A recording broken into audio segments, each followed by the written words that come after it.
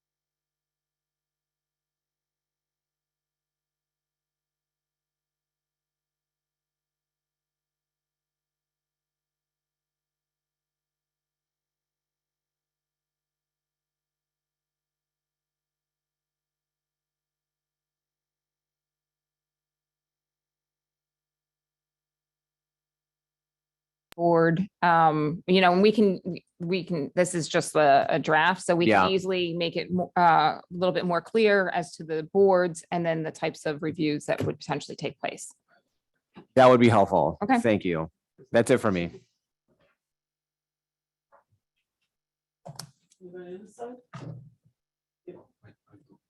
But if you want to go first, man, it's up to you. I don't really have questions. I think it's about streamline. It's about streamlining. We talked about the escrow, trying to make it easier. It's part of larger discussion about changing code and text, but at least we're dealing with this one item. I see it goes down to 50%. You automatically ask for a replenish. Right. I mean, seems reasonable because if you don't do that, then boom, you have to wait and everybody has to wait.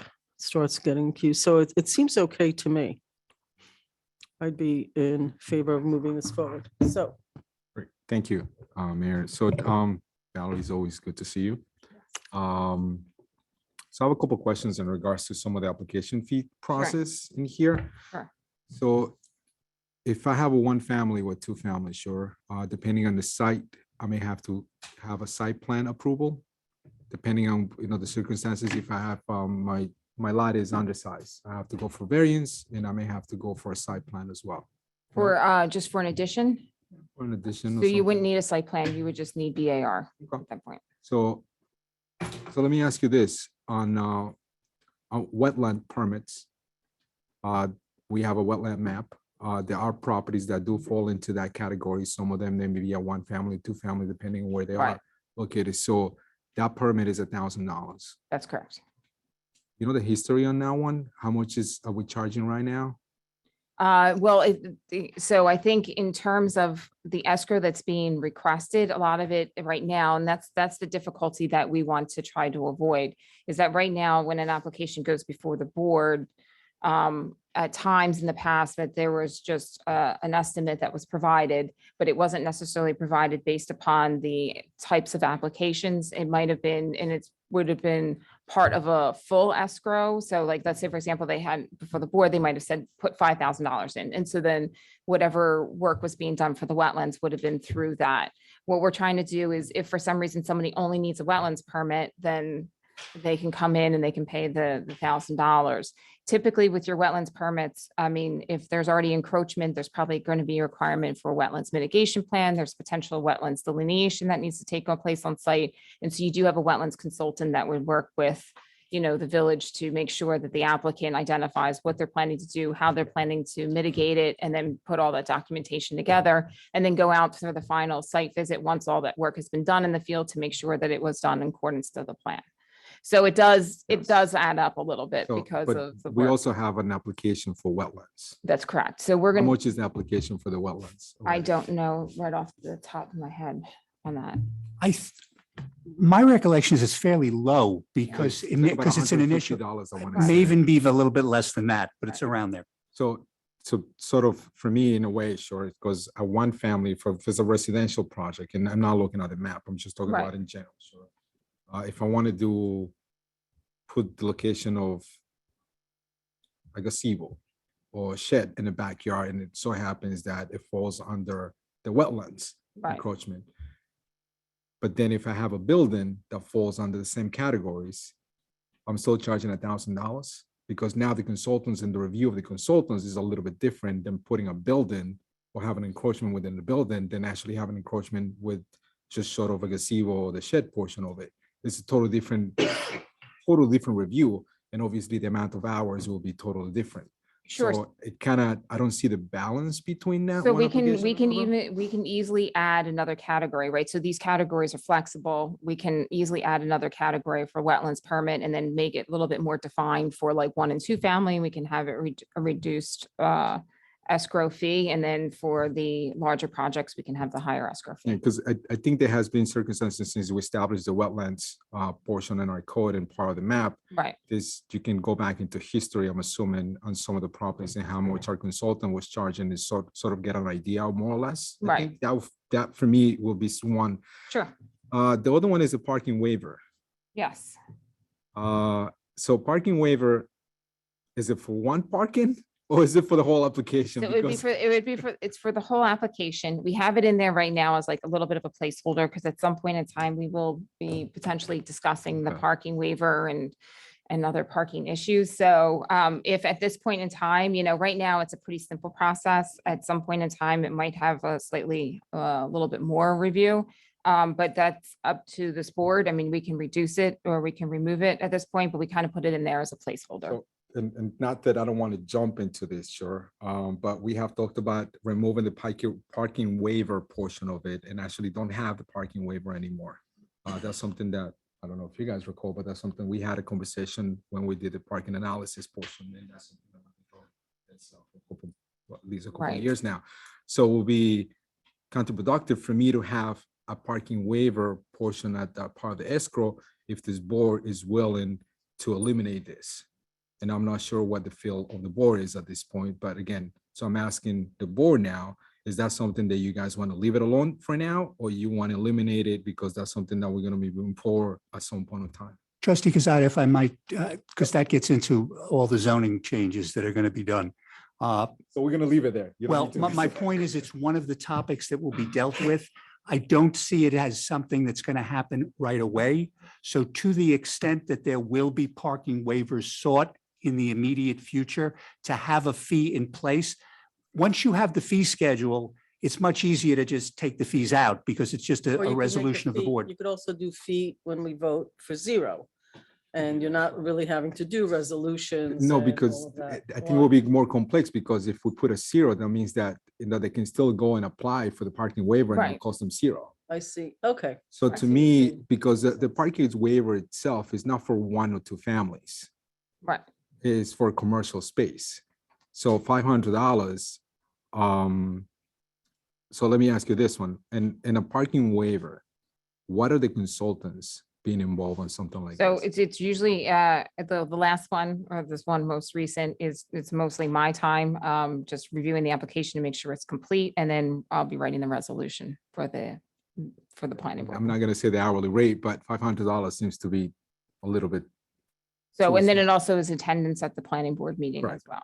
So, So I would like think to it's too increase low? that right now, yes. oh, well, okay, if you want to, I don't know, I think it's still, I just don't think, Okay. so if I compare wetlands, sure, Right. because the wetlands is a little bit more, in a way, Right. for me, simple in a way than talking about parking waivers, because on parking waivers, and I don't want to go into the details, you know Right. better than I do, is a little more complex in a lot of situations and depending on the zones. Sure, we So can, to me, the $500 is too little. So what do you for think it should something be? like that. I mean, if we have wetlands for one family, because I'm adding a gazebo or shed in the back and we're charging $1,000 for a commercial space that they're looking at to get rid of or not to have a waiver for parking, $500 is nothing for a commercial space. Okay, so what should it be? I don't know. Oh, okay. well, why don't we do like 750? Because I really think right now, the way the current waiver process is, it's a little bit less, it's not really subjective as opposed to making sure that they check all the boxes and have provided at least the documentation. Where at some point in time, when we discuss this again, it could be a little bit more of a review and a little bit more of an in-depth analysis that might be required of applicants. Or So you'll raise the amount. I'll but, do it to 750, yes. so the other one that, can you explain to me village code variances appeal to the CBA interpretation? I thought we have an application for that already. So so technically in a lot of your codes, or actually a lot of your chapters in the village codes if there's an appeal process, it'll be an appeals to the zoning board of Correct. appeals. So And that that's- just kind of is a catch-all for the other appeals. So in reality would be my application fee for the zoning board plus this $500 that you guys are recommended. So it'll be $1,000 for me to go in front of the zoning board for that. Well, that's as a if variance you're over like, site. let's say, for example, you had I don't know, I'm just trying to think of another chapter that has an appeals process. The zoning board allows. Let's say it's a certificate of appropriateness is denied. Right. There's It an could appeal then go process. to the ZBA on an appeal. That's one way, yes. So that's where if somebody's coming in for an area variance or use variance, those are defined separately. Would be Okay. for Got it. So Yeah. just for special occasions, Yes. special circumstances, I Yes, guess. yeah, so we kind of had, So- and I'll reword that a bit to make sure that it's clear and appeals to the ZBA from, other code sections or Yeah, something. that'll be helpful to clarify that. Okay. The certificate of appropriateness for the HPC, I thought we have that as a part of the application already. We do, if I may, though, there's a difference between the application fee and the escrow that's being requested. Yeah, So the I escrow, understand. the application fee we have, I think it's 175 is the COA. I think 125 is it's just for signs. Valerie and I actually discussed this. This would be a very rare circumstance for the HPC to actually request an outside consultant. And in fact, one of the provisions here is that if one board is using a particular consultant, every other board that needs a consultant should actually try to use that consultant so that we are not essentially overdoing it in terms of consultants on particular things. So the $500, in my time, I think recall once where there was a consultant used by the HPC. But we put that in there just in the rare event that it would happen. I think this is where we deal more with the case by case, because if the HPC in this circumstance thought it was needed, then we would ask for the escrow, but it will not be requested as part of the application. Yeah, and if you think in the case that I'm thinking, we did hire a specialty, someone that had a little bit more background. But anyway, so is that being specific on the changes that you guys are proposing? Because I don't remember seeing that on, because like you said, to me is in rare occasions where they may ask for an expert to come in and do a testimony, for example, on Right. an application. So Right. I think we have to be very specific on some circumstances that we may want to apply to that. So there in the, right now in the zoning code, it already has a provision in there that the HPC can request for consultants to come in to review an application or for expertise. And so that's why we have it there, because we recognize it's in the code. code allowing that to happen, but there was no fee really established for it. So we have just $500. And again, underneath the table, it does say that if for some reason, let's just say it's a project that is going to require much more than like $500 worth, right? So that's when that can be identified at the Historic Preservation Commission, that first meeting, saying this particular application is much larger. It's going to require more money. Got it. But just to get in front of the boards and to start like the review process and have the consultants start reviewing the applications, this at least gets the foot in the door and gets the process starting. So can you go over the same process for me for the zoning text amendment? Because I thought we have already someone, if someone wants to apply to the board. That's right. That's an application fee versus this is the escrow fee. escrow account. Right. Okay. How much is the application fee, more or less? I believe it's $1,500 plus $100 per unit if there are units that are involved. They're attached to units. Okay. All the waivers from the village board, Yes. what kind of waivers? I don't remember having any waivers in the past, at least from the village board end. Do you guys think about an example, maybe more or less? Well, I think like, for example, there might be some waivers in terms of like the affordable housing regulations. There's other regulations that I think you might have on the books that, could allow for some sort of requests, or like, for example, in some of your, in the zoning code, in some of the districts, it has the different density bonuses or something like that. So if there's any sort of, and we can redefine this as other waiver as more of a catch-all, like if there is some additional conversations or analysis on a particular application before the board that you would want a professional consultant to come in and review, this would be a way of, right, Can do that. The same thing obviously for the planning board at that point. Right. right. So I'll work with Stuart to have a Okay, thank you. better terminology for that. And then I guess the last thing on all this, which I think is a great, because we always had challenges with this, right? Stuart and I had conversations about this process itself. One thing that I do want to ask is obviously because we had circumstances in the past when the applicant had asked for a breakdown, which is bookkeeping.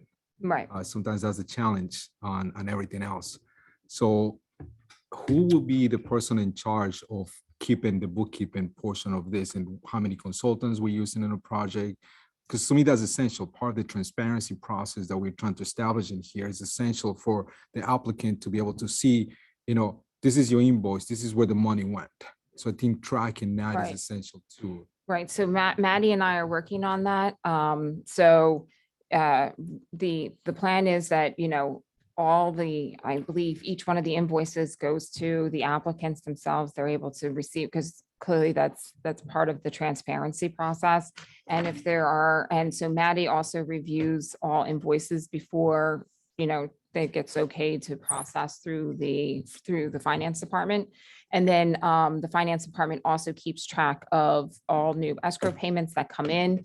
And then Jamie and I receive like basically a ledger of the escrow deposits that come in from the different applications, so that we can see when something is starting to dip below the 50%, and then we can contact the applicants. Gotcha. I mean, this is all in a means of also the applicant understanding, so every time they submit new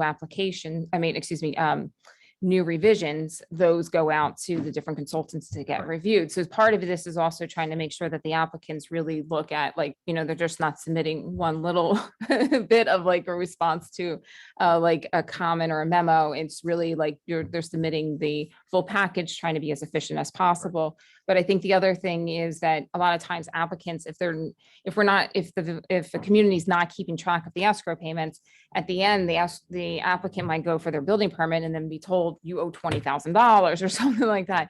And right, and that's what we also want to prevent as Right. well. And I think that's the challenge here, because sometimes I think that portion of communication, because we're talking about planning department, Right. sometimes the building department in that area, there's no tracking portion of it. I think it's essential for, and I'm going to say you in charge of that Right. portion of that. Right. I think is beneficial.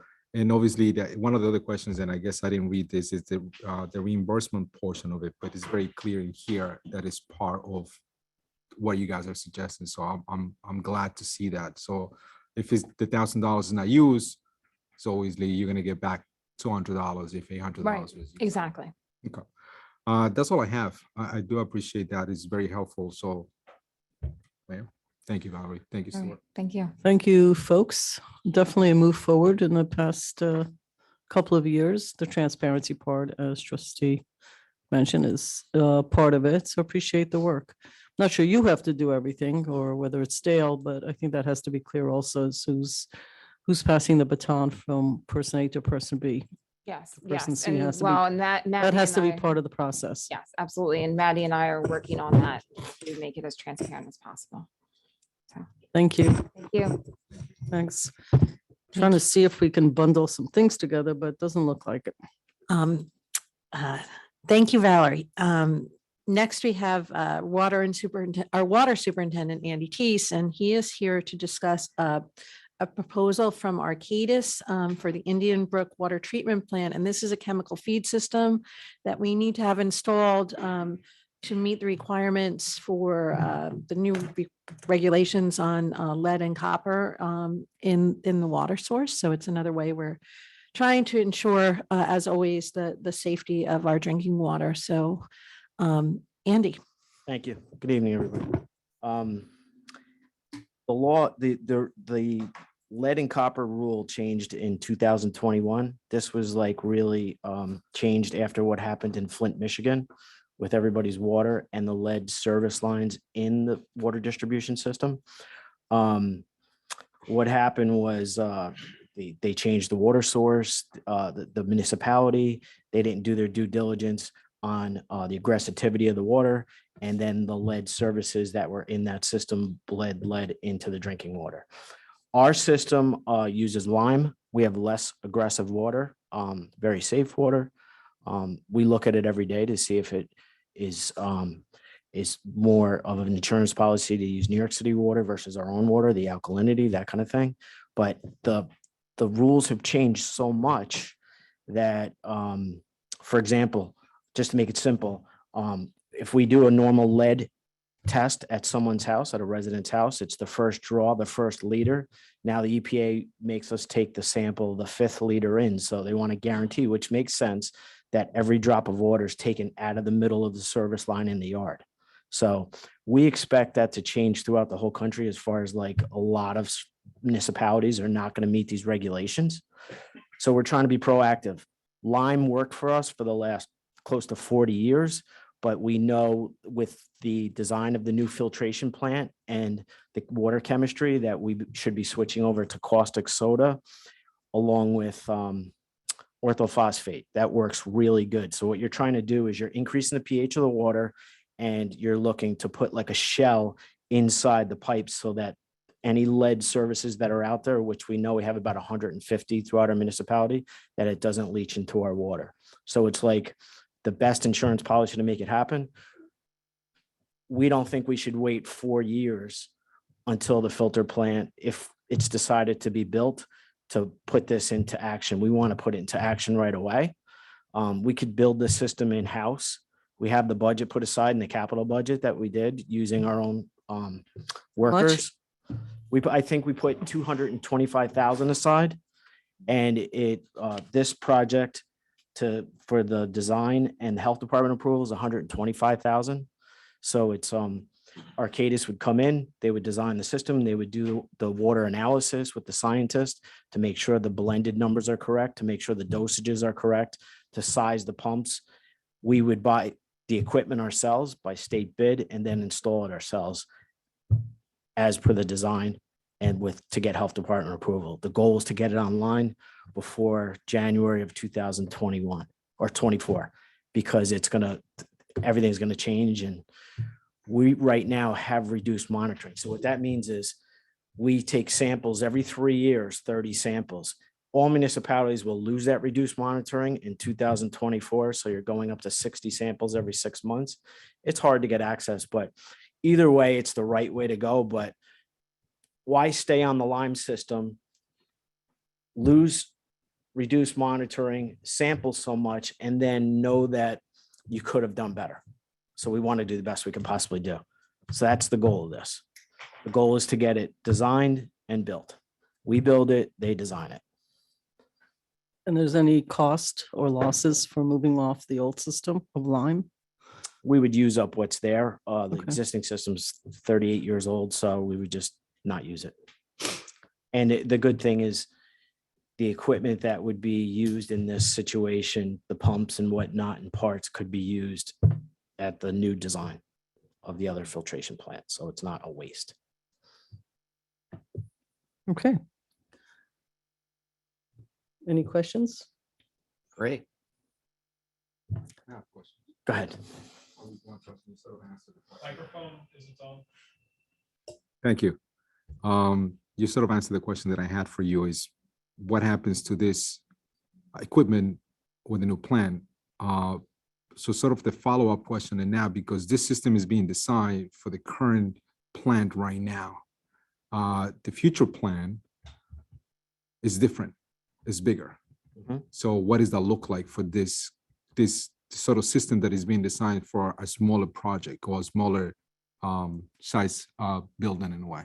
Yeah, so what happens is we would size the pumps capable of 7 MGD, the chemical pumps, and then you have the ability to downturn it all the way down. So it's going to be designed for the future plan in a way. Yes, yeah, and these are chemical feed pumps that are like $4,000 each. We have an existing system that we use for a previous chemical, and I'm looking to get approval on that existing system, so I only have to build one more system. So that could be used for the orthophosphate, and the new system would be the caustic soda. The issue is caustic soda, you have to get in certain percentages in bulk deliveries. And I want to make sure that we get it so that when we design it, we don't have to put all these special barriers in the ground in case the truck leaks, that kind of stuff. So we might be getting it in 400-gallon totes. So that has to be looked at. The true number of how much chemical we're going to be using a day is going to be based on these scientific jar tests.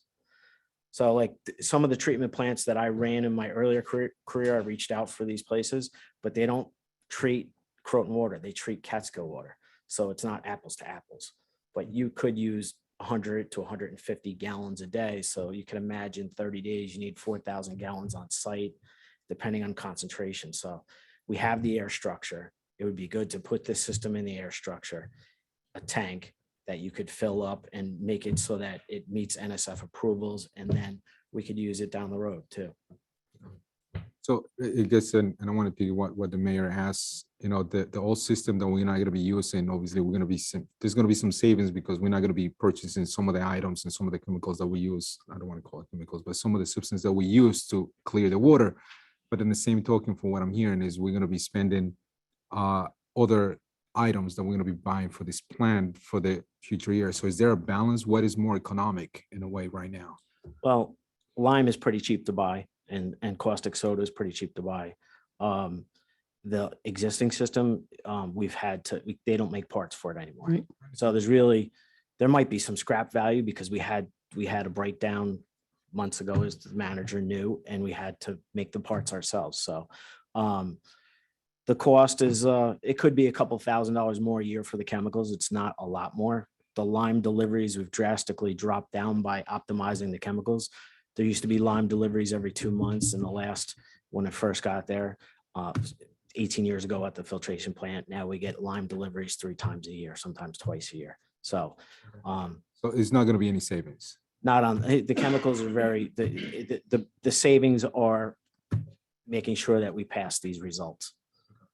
I guess the last question is. Sludge will be the Sludge, savings of okay. the new plant. Yes. Yes. Sludge is, we have sludge pickups every day, and we require higher dosages of coagulant at the That's- plant. That's future years. That's future savings years. That's down not the right road. now. Yeah, that's not. So are we 100% more or less 99% sure that this $250,000 is going to be enough? I'm 99% sure. We built that chemical, the carbon feed system within budget very fast. And the reason why I'm so confident about that is because one of the systems is already built, being transparent. So basically I need to build only one more system and make sure it meets what is required. Thank you, Andy. Bob? Good. Right, Andy? You have the only job in this entire village where you talk, and let's be honest, I don't understand half the words except I'm writing them down to look them up. So sounded good though. Okay. I'm just gonna say, and because we know you and you back there, I'm sure that the government, in making its wise decision, isn't going to give us any money to do it. So I just came back from NICOM, and villages and towns north of Poughkeepsie, Karen and I were both up there. Every time rules are changed and policies, these villages, we have hundreds that have 1,200 person population, 300 people, 12,000, whatever. Can't afford any of this stuff. So I'm glad that we're able to do this because New York City never has a problem. I mean, they somehow are always able to find money. Water is water. I'm going to put in a plug because you really have a great job. Come in, you do your presentation. We assume it sounds good. We're like, yay. But water in Ossining is actually a big deal because it's a huge deal because we're a supplier, we're a buyer of a tremendous amount of water. Other communities aren't. We have an aging water plant that nobody's going to really help us. The board 6 years ago, we voted. That was like a huge decision because it's not sexy.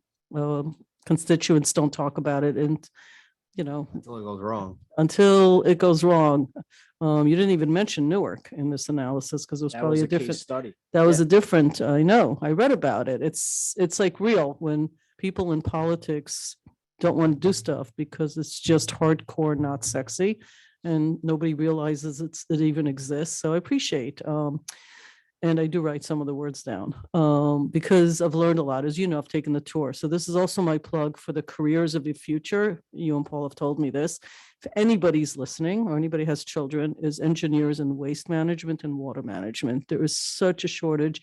And we have this golden nugget of an opportunity to take anybody that wants to on the tour of the water plant, the work that you're doing, and learn about this stuff and make it a career, because it really is a big deal going forward. There's no way that the majority of municipalities in the United States are going to be able to do this as well as hopefully we will. It's a big deal. And the Newark situation that you brought up is interesting because I can't remember if it was 120. I was telling Paul yesterday, I read an article. It was either 125,000, it might have been 12,500 services. It was an astronomical Yeah. amount of services that the federal government came in, funded, and they changed out within like a year and a half.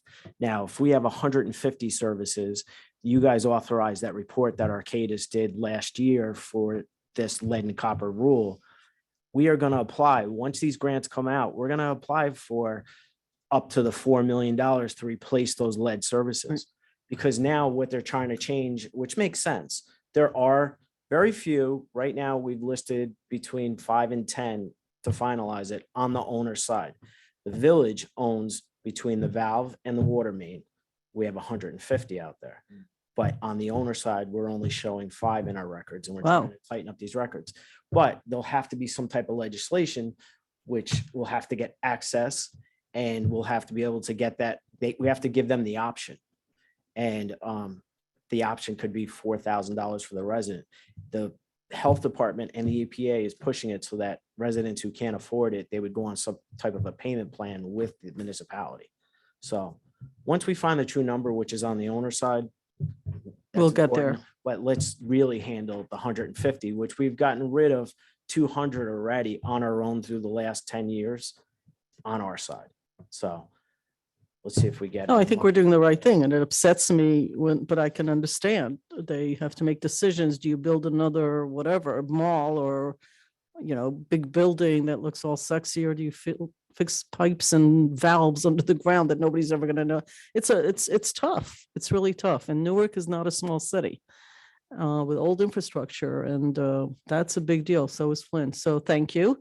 I'm glad it's in the budget. Hopefully we'll get some grants maybe to help, and thank you for bringing it to our attention. And I guess we're voting. What are we doing with this next week? We'll have a resolution authorizing the manager to sign the agreement with Arcadis. Okay. Thank you. Thanks. Andy? Thank you, Andy.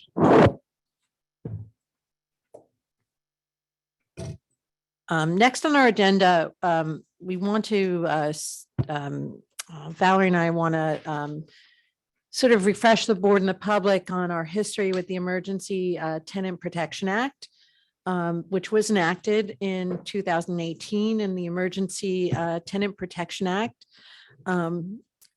is a measure which essentially freezes rents for buildings at the time when it was enacted for 6 units or more that were built before 1974.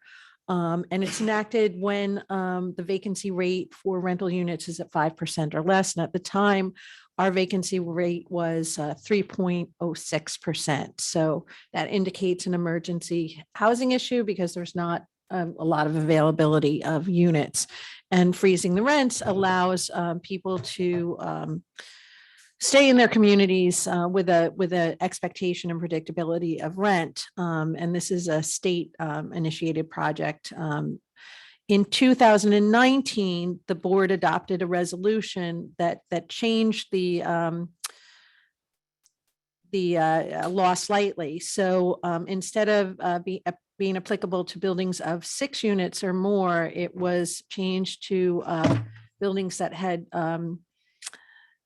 20%, 20 or more units. And those buildings, again, built in 1974, it's not applicable to buildings built after that. At that time, the board also enacted legislation allowing for an opt-out option for landlords who chose to provide 20% of their residential rental units at 50% area median income, Westchester area median income. Since then, no one has taken this option. We've talked to several landlords about it. No one has taken it. From the landlord's perspective, 20%, 50% area median income is a difficult rent level to achieve with the absence of subsidies. So tonight we have Steve Dewey representing two of our landlords, Mike Baldati and Franco Milio, to talk about their request to change the opt-out option to apply, to be able to apply the 20% set aside for people making 70% area median income or less.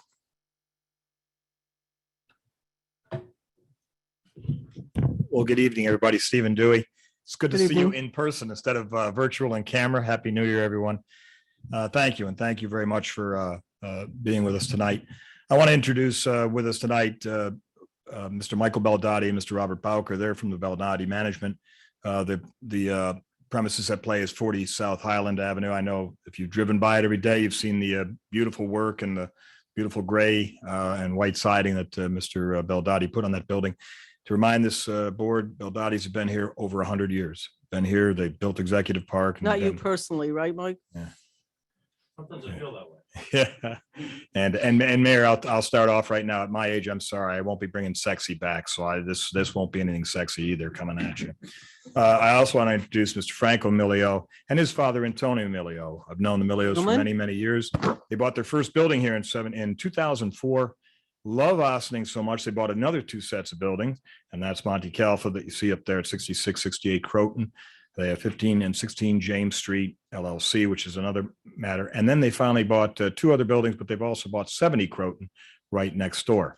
And they've been a longtime player and have buildings from Yonkers, Mount Vernon, all the way up to Peekskill, but they enjoy being here in Ossining and they know their buildings well.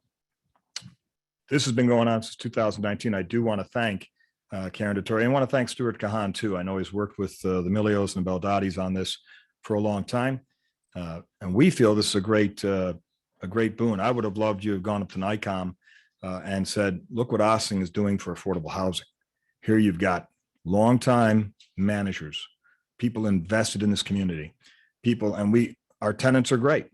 We love our tenants. We've always kept our rents low. We've always been lower than the standard here in Westchester County.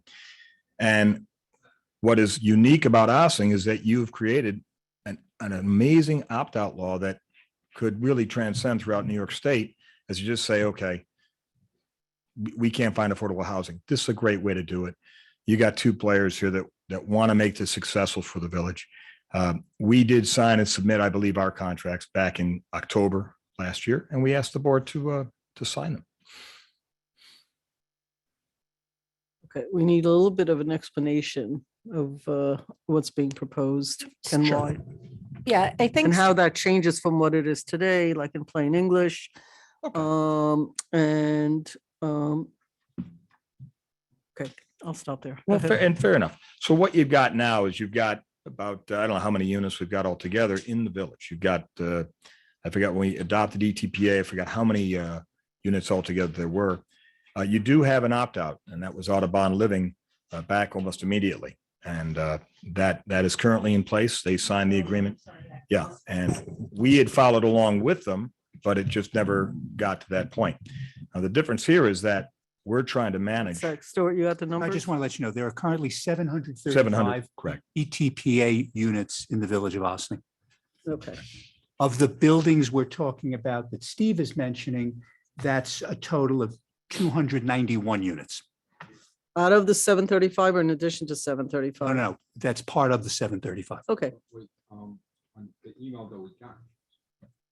Sorry, in the email that we got is 286. That was the ones. That was the being considered. Gotcha. Okay, got it. Got it. out of 291, they have about 286, I guess. A handful But of them. 735 of the ETPA Right. units in the village. Right. Do you know how many units of, okay, that's fine. I don't want to keep stopping.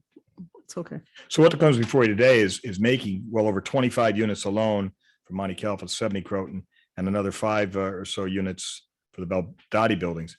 That makes them what we call affordable. It maintains the same rent levels that you've got right now. Doesn't change it. What it does is helps us to qualify those tenants in that area median income that we're trying to propose, and we think it should be acceptable to the board. Because not only is that acceptable, but we find it acceptable. It's there. We have it already in place. Now, say that tenant moves, they get a promotion, they move up. They don't have to leave that apartment. what happens is we now make that affordable apartment available to the next person, senior, vet, whatever, that may now need that apartment. Whereas with ETPA, you're locked in. If the rents are still where they are, you don't change ETPA. And we're not seeking to change your opt-out agreement. Your agreement is what was adopted, that stays. We're simply saying for the matter of these two corporations, these entities, that we believe we want to offer a better way and a better affordable, keep these apartments affordable to all the tenants as they qualify for it. I don't know if that clarifies it for you. It clarifies part A of the question. Part B is, again, simply put, the percentage difference is what? You're going for 70%, right? Correct. What is it now? 50. 50. And just want to remind the board that I think the standard is still 80% AMI on 10% set aside for new construction. Right. So You're doing a higher set aside. we're doing a higher set Higher, aside yeah. and a lower AMI. Right. So the theory, just so I can, I mean, it's been a while since Sure. we've discussed this. It's a work session. If anybody Yeah. has, it's fine. It's, we don't have to be so formal, but, and we're not voting on anything Right. tonight. This is to put this sort of to frame it for the past, I don't know, maybe a year, and it's not a total year. It's really on and off because there are many, many projects on the plate. You've been talking to Stewart, village manager, sort of coming to some sort of a point about ETPA and trying to come up with a way that keeps the tone, the tenure and everything that was designed. And the state has a whole different process in place. And yet try to come out a win-win. There was, numbers thrown around, et cetera. And I wasn't involved. I think we spoke once, or I don't know, anybody else here was involved. But after all these conversations, we put you guys on the agenda for tonight, publicized it. This is neither a public hearing, nor is it, it's a work session. So you're addressing the board. So a little back and forth conversation, just so there's context for people who see it tonight or see it in the future so they understand. We have something that exists. You'd like us to rethink some of the points, and these are the specific points you would like to have reconsidered. But I do want to make it clear that in your buildings that we are discussing, it is a higher set aside than most of the requirements, not only here, but in most of New York State, actually. The highest I heard at NICOM was a 12% set aside by somebody, right? Were you in there that session with me? The highest I heard was 12. I may be off, but that seemed to be the highest of any of the communities that we're discussing. There was a discussion about housing because of the government's proposal for housing. So it's not in this context, but that was something I learned. And this is higher than that. Okay, so I'm framing this. In real terms, what is it going to be change-wise for people who are living in these units? Give me an average rent. Tell me what's going to happen. Okay. Tell me how this changes. So I come from a unique perspective because I'm in this field. I'm in the courts everywhere from the Bronx. I was there this morning, all the way up to Poughkeepsie. I've seen it in 3 counties, Rockland County, what have you. And I've seen rents raised, whether they're ETPA buildings or not, but mostly we're seeing a lot of your newer buildings, those are out of ETPA, trying to skirt around the new HSTPA, which is the Housing Stability and Tenant Protection Act, which was passed in June of 2019. And that is, if you want to raise rents more than 5%, you've got to give certain notices and all that. Ironically, the players that are before you this evening, these 4 LLCs, never did that. They never had to. They've known these tenants. We've known this community. We've known the economics of this part of Westchester County and have never had to raise the rent because we know we've raised our rents accordingly. We didn't need to challenge all these different rents just to make an extra buck. That wasn't the purpose.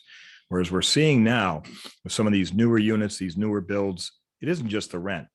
They now come up with parking fees and this fee and that fee. And you called our office on a Thursday fee. So the rents are following the HSTPA guidelines, but then they've got these extra set aside fees. And Mr. Torrey and I spoke about this, some of these new buildings where we've got people, $2,100, $2,200 rent, but then they got an extra $600 or $700 a month in fees, and now they can't afford it.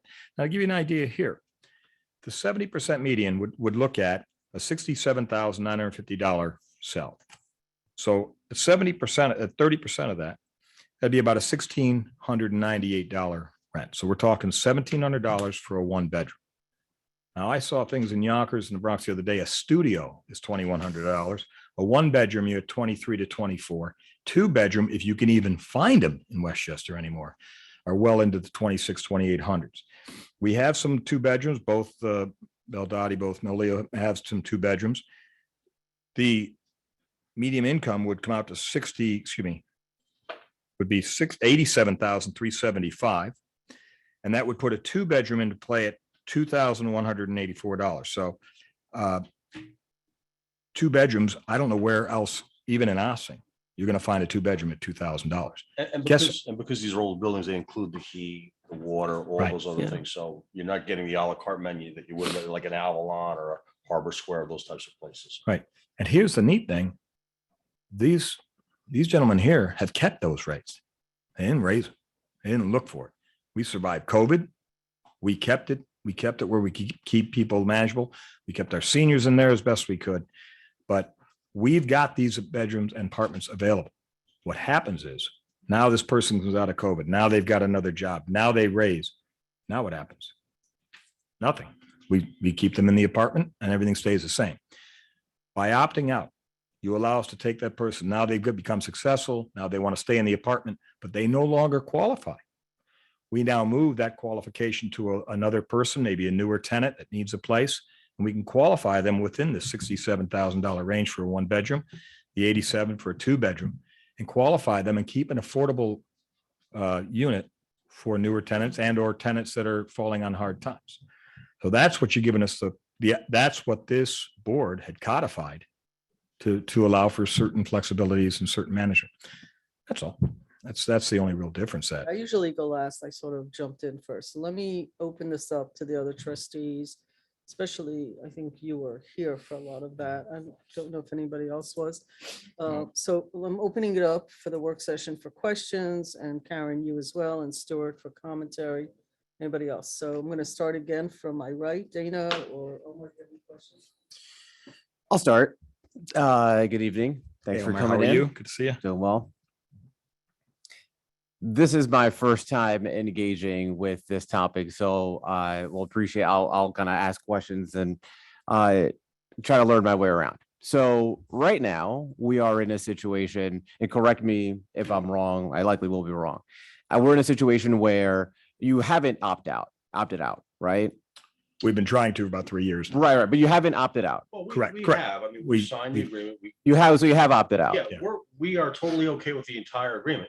We have Okay. one minor change, and that's what we've just been talking Go to about. seven. I think So- the point is I that, think opting out sounds exactly so- intuitive here. Let's so define you've been opting trying out. to opt out, but The answer is no, under, we have not. Okay. You have not Yeah, opted We out. have not authorized our opt-out yet. exactly.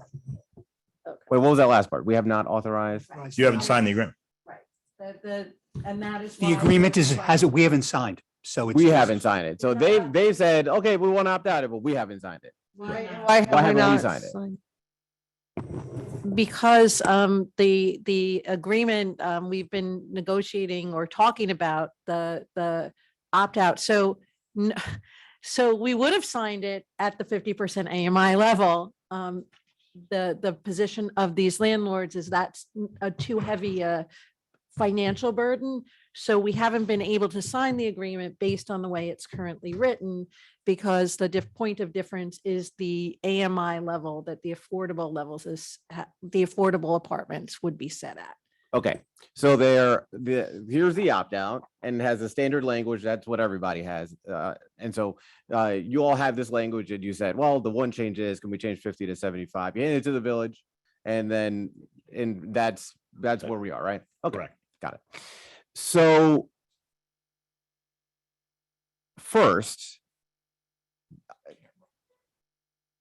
I'll lay it out the way that I see it, right? The way that I see it is that folks that are living in the units currently, all of them are right now at the 50 per, like, what is this? Like, how many of the folks that are in these units would be at the 50% versus the 75%? We're at, AMI. if the board approves this, we're at 70. all these units that we have, these 30-something units are already in play. We're already there.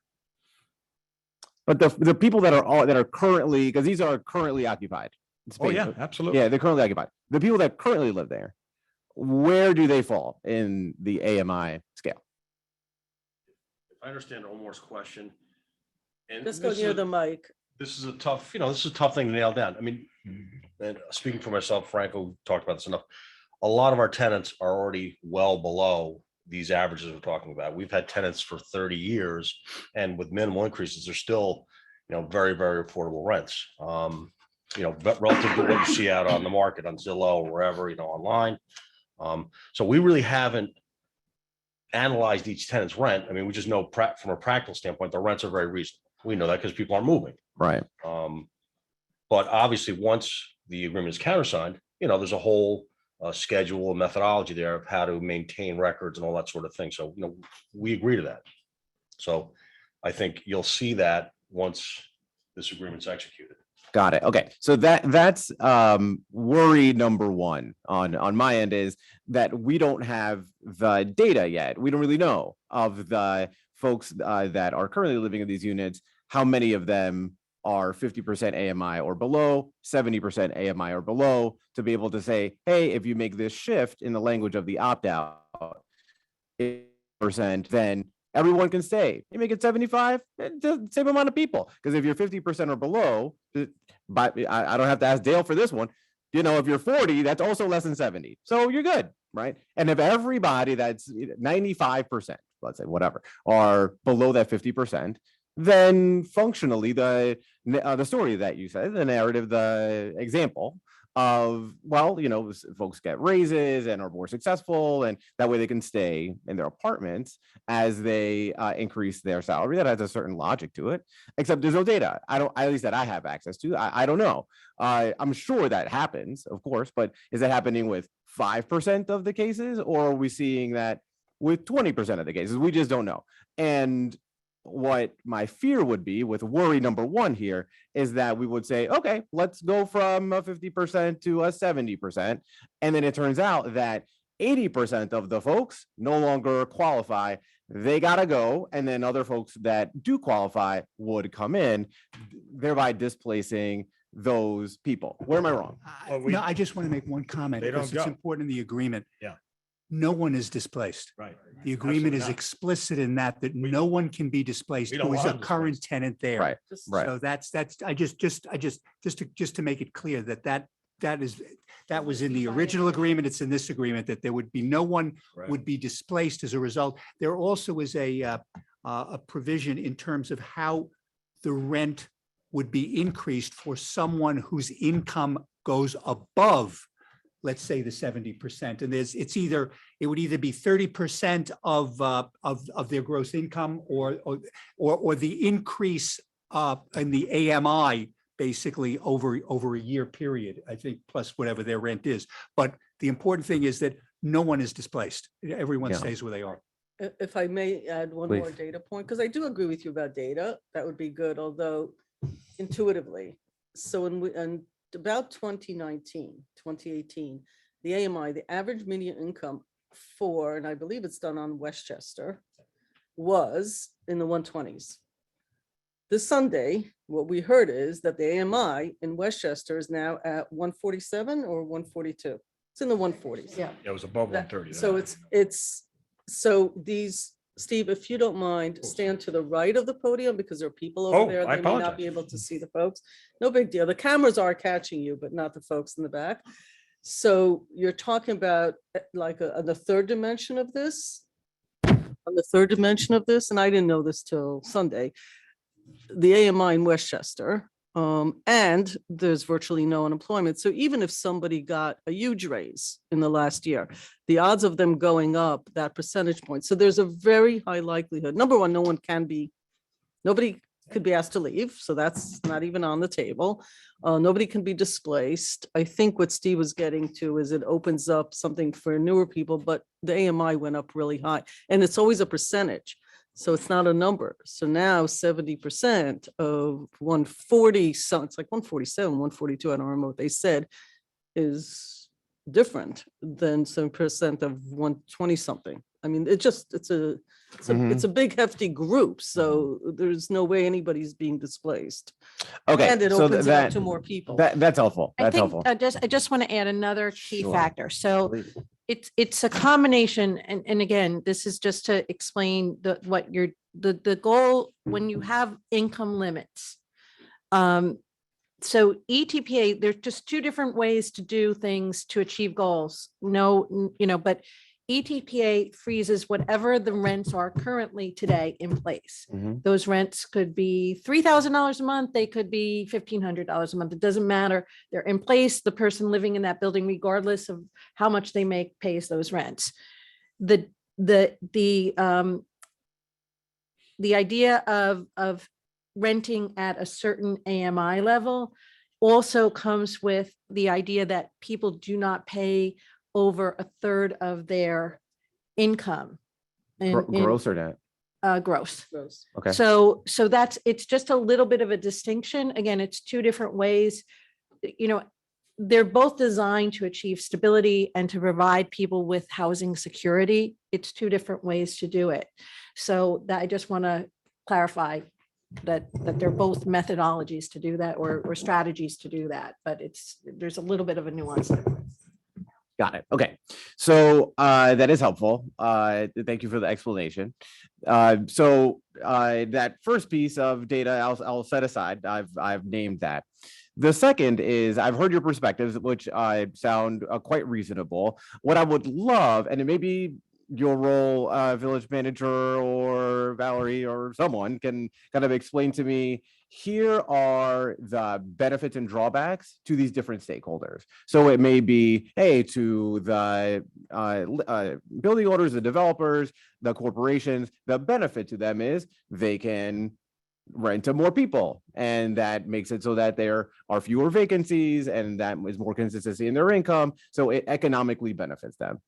One of the ways that it benefits the renters is that it increases the number of people that qualify, and there's this kind of tough middle ground of people that aren't low salaried enough to if you make low enough money, then you qualify for certain things. If you have enough money, then you can just buy things. But there's a bunch of people in the middle that are outside of those bounds, so maybe it helps those folks.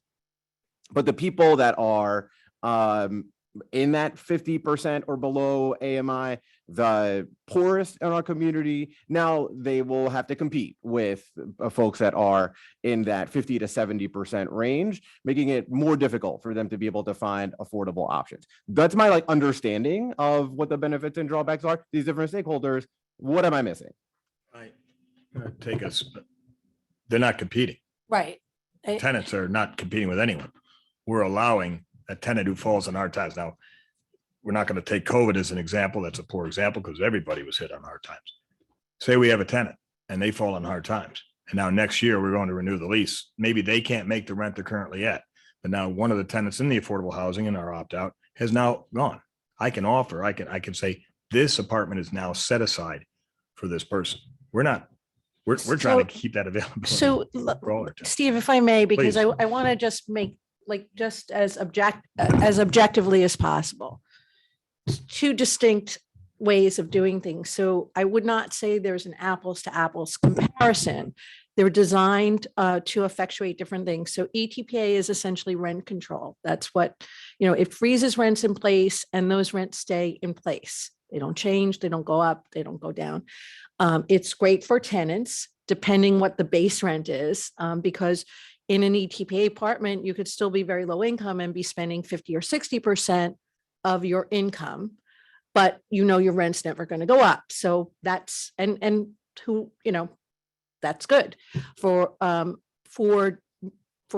property owners. Landlords typically, have some challenges when rents can't get up. The ETPA does have ability to go to the state when you need money for capital improvements or unexpected things. But again, that's a bit bureaucratic and it can be challenging sometimes from a landlord's perspective. So that's the friction that you have on those two things. When you're talking about, so I think that the most important thing to know would be if you're looking at affordability, maybe Mr. Milio, Mr. Baldati, if you could tell us, what is your average rent now for a 2-bedroom apartment? And with the set aside at 70% AMI, what would that rent be? Because right now, whatever your average rent is, your rents are are frozen at that level. Presumably the 70% AMI, if you did this, you wouldn't be freezing anymore, but you may have 20% of your units at a much lower rent level, which again, there's different ways of looking at this, but that would provide a level of affordability that may not currently exist. So if your rents are, could you tell us what your rents are now so that we would understand what the benefit of the 20% set aside would provide? Franco Milio here. Yes, pretty much for a 2-bedroom, they range between 19 and 2,000. The rents would probably be somewhere in the $1,700 to $1,800 range. 1-bedroom, right now they range about 16 to 17, and for the most part, they would pretty much stay around there. That's, I think I answered the question. So. Well, I think, Oh, I'm sorry, go sorry, ahead. just, so I think and you did this with the ETPA piece. I think it's with the opt-out piece that I could use a little bit more commentary, because the thing is, you gentlemen are quite smart. I'm very confident of that, and good at math, and also not a nonprofit. And so you're not here to say, hey, we want to make less money. Please change this rule so we can make less money. Now, I don't begrudge you for wanting to make money. That's why you're in the business you're in. At the same time, it's helpful for me to know the score, to figure out how do you weigh the benefits and drawbacks, who benefits and who bears the cost of different decisions that we make. So with the opt-out, and that was kind of what you were getting at with, like, well, how does the 2-bedroom rent change? And that may add some color commentary. I praise to Dale for the math. I'm not that good. I need, like, here's who wins generally, right? And here's who struggles, here's who suffers. And like plain English. Can somebody tell me when with the opt-out? Because I got the ETPA, the rent freeze. You told me that piece. I wish it were that simple, but I think it depends on a lot of different perspectives. And as we know, we had a large support for ETPA back in the day. I think, part of the idea would be to have the landlords be able to provide what they perceive from their position would be the benefit, and have the board, take that into consideration. But ultimately, the goal of the village is to choose, to facilitate the greatest level of affordability based on the tools we have. It's very difficult because there's a lot of different factors. So from a tenant perspective, ETPA is, that's gold. You got a rent control apartment. From a landlord's perspective, though, it can be very challenging. So I think that those, it's hard to there are no magic bullets here. There's also, if you want to look, I don't know about winners and losers, but Yeah. one of the issues is, and this does come out over and over again, and this is sort of lots of data points, Ossining, given that we're in Westchester, it is one of the most densely populated, and this was done through studies, populations of any village, not only in this county, but arguably in the state of New York. It is also the most affordable. There isn't a lot of controversy about that. The fact that it's an expensive county is a whole different argument, but it is one of the most affordable villages anywhere. And it's apartments, it's townhouses, it's condos, and at some level, even houses. And in Dwarka's study, when you read it, it is actually the homeowners that complained about affordability, not apartment dwellers. When you look at the detail, rather than at these top line sound bites, it was actually, we have many houses that are like 1,800 square feet to about 2,200. They are, in fact, I think your neighborhood has a lot of these houses, and your neighborhood has a lot of these houses. And your old neighborhood, or I guess you're back in that neighborhood, has that. It's like Good they're the ones that were arguing for affordability, actually, because it was for them that it was the most. Why do I bring this up? as a village, there is this sort of seesaw, or maybe more of a barbell conversation. So these folks, and they're the ones that actually participated most kindly. We had other landlords who basically used some very like nasty language and, did their own thing. Not nice landlords. These guys not only own apartments here, and this is not a plug for you guys, because, this is, people can look you up. This is not a secret. Own lots of things beyond just Ossining, and have tried to participate and have conversations. So that's another data point, a more subjective one. The piece is that in the world of development, where, no offense, gentlemen, but almost everybody makes money in the state of New York. So I don't really shed lots of tears for developers and landlords ever. But in the conversation about Ossining, the truth is that when you own 3 or 4 buildings and you're collecting less rent and per square foot in building 1, building 2 that is not under TPA because it was built in 1984 or 1987, guess what happens? The building next door is going to be paying proportionally more than they might otherwise have. This was a conversation that went back and forth, and that we are legislators of a village. If you look at a building by building, of course, I lived in a rent controlled on 15th Street. It was like winning the lottery. I shouldn't have been living there. You understand that, right? I was getting an MBA, so I had no income. People should have MBAs, shouldn't be living in rent controlled apartments, but that's the way New York City works.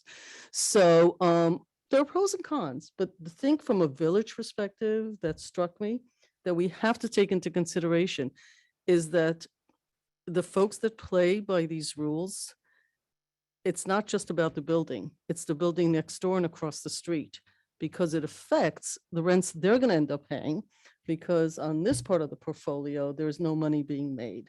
Now, it isn't my job to enrich the lives of landlords in the village of Ossining. Frankly, that's their job. I don't sit around increasing anybody's livelihood. That's not my role. But it is our role to look at the whole village and the effect that this sort of barbell thing does when you do one piece, how it moves the domino effects on others, and that it is, the most affordable villages, I won't say cities, and that in cities that have been building affordable housing, they have not gone to 20%. They're still 10% generously, like Big Whoop, right? When they've gone permits to build the skyscrapers in all the cities in New Rochelle and Mount Vernon and all that.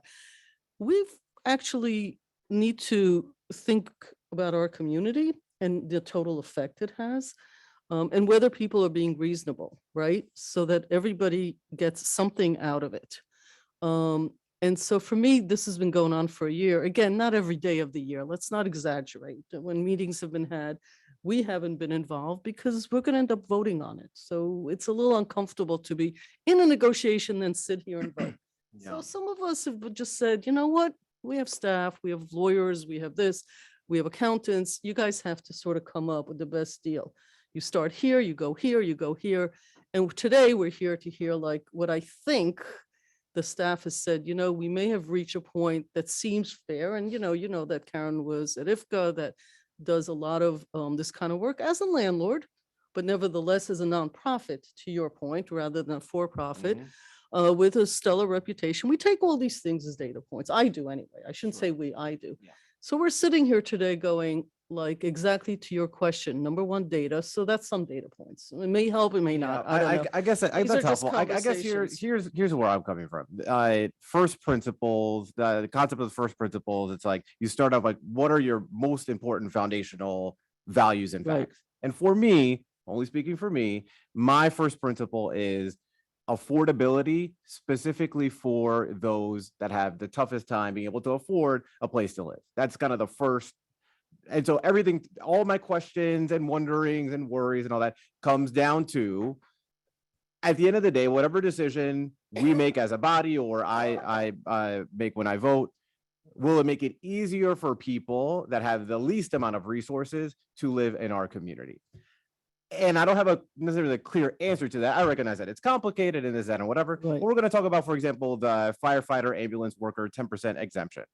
And Dale will illuminate us with numbers.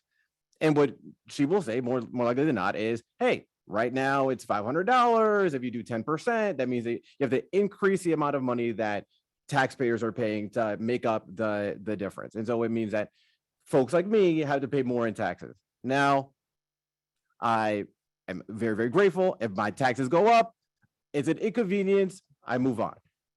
There are other people that if their rent goes up, it's not an inconvenience. Like they are living on the edge. And I'm very sensitive to that. And so I recognize that, the portfolio thing, this goes up. I'm not smart enough to know how all that works. I just want to know, at the end of the day, is it easier for people that are the working poor, the barely middle class, those at the bottom of the socioeconomic structure that we have, to live in Ossining, or tougher because things are more expensive? And I don't know.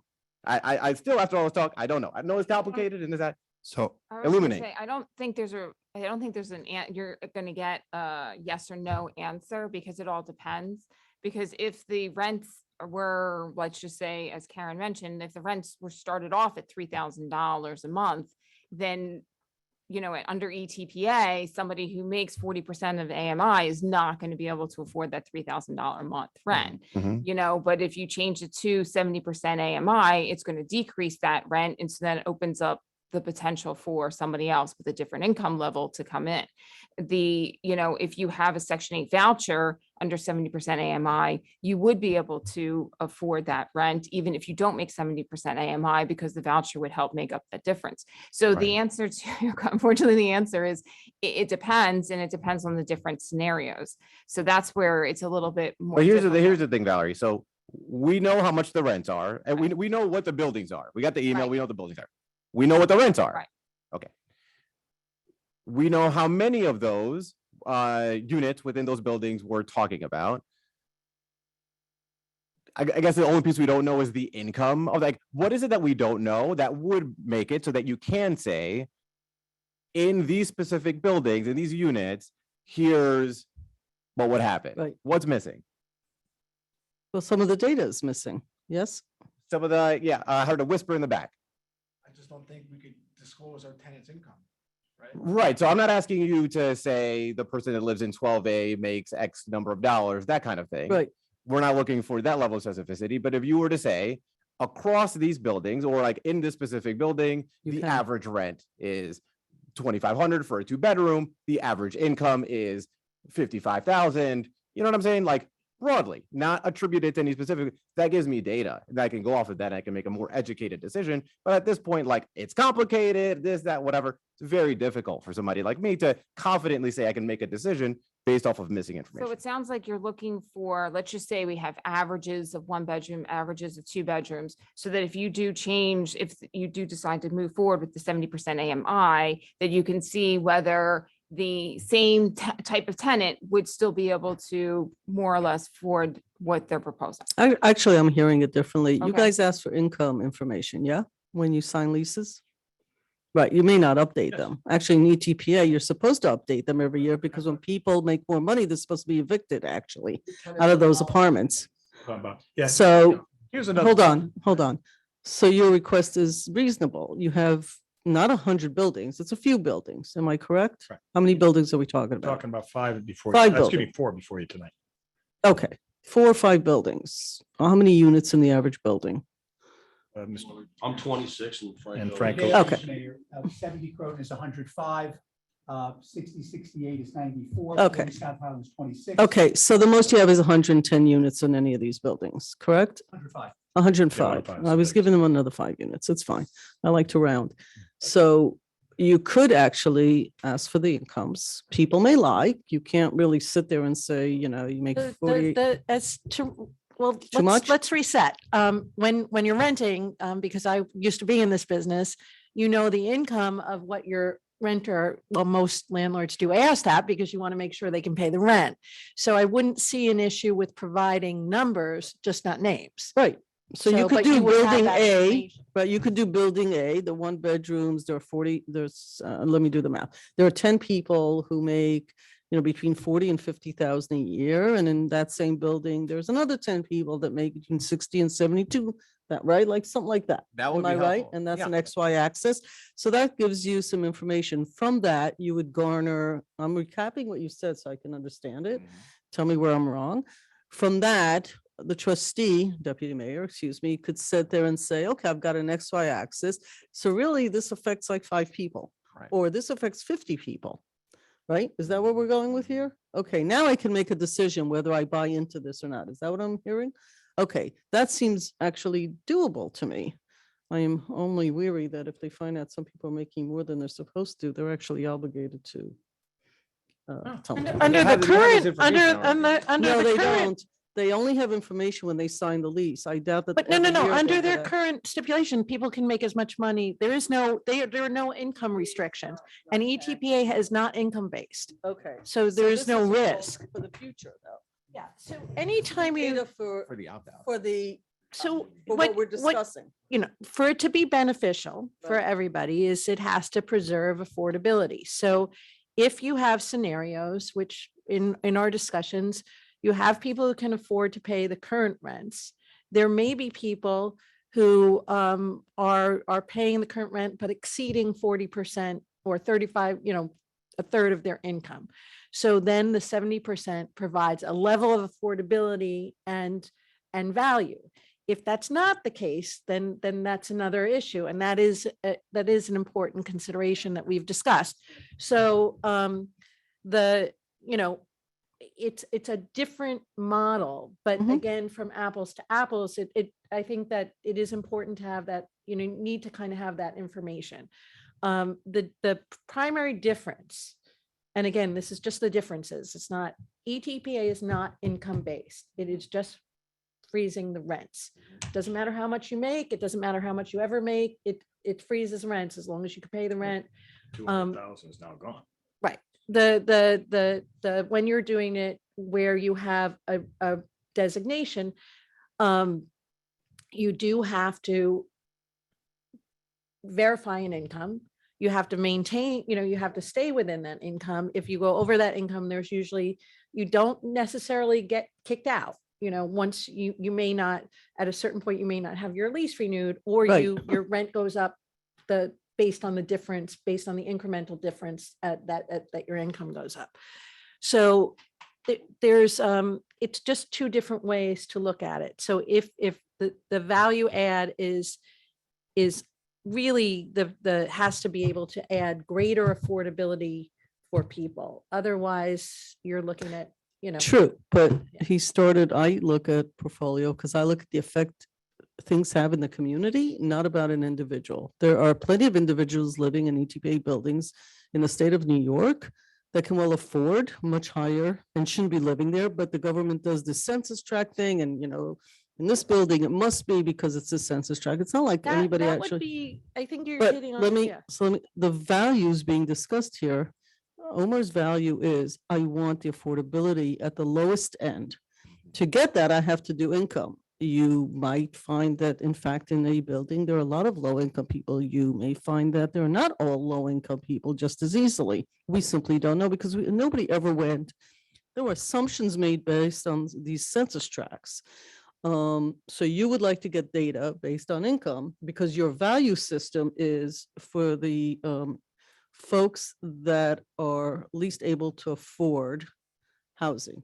Mhm. Well, you said it differently, but that's the idea. But that's functionally. Okay.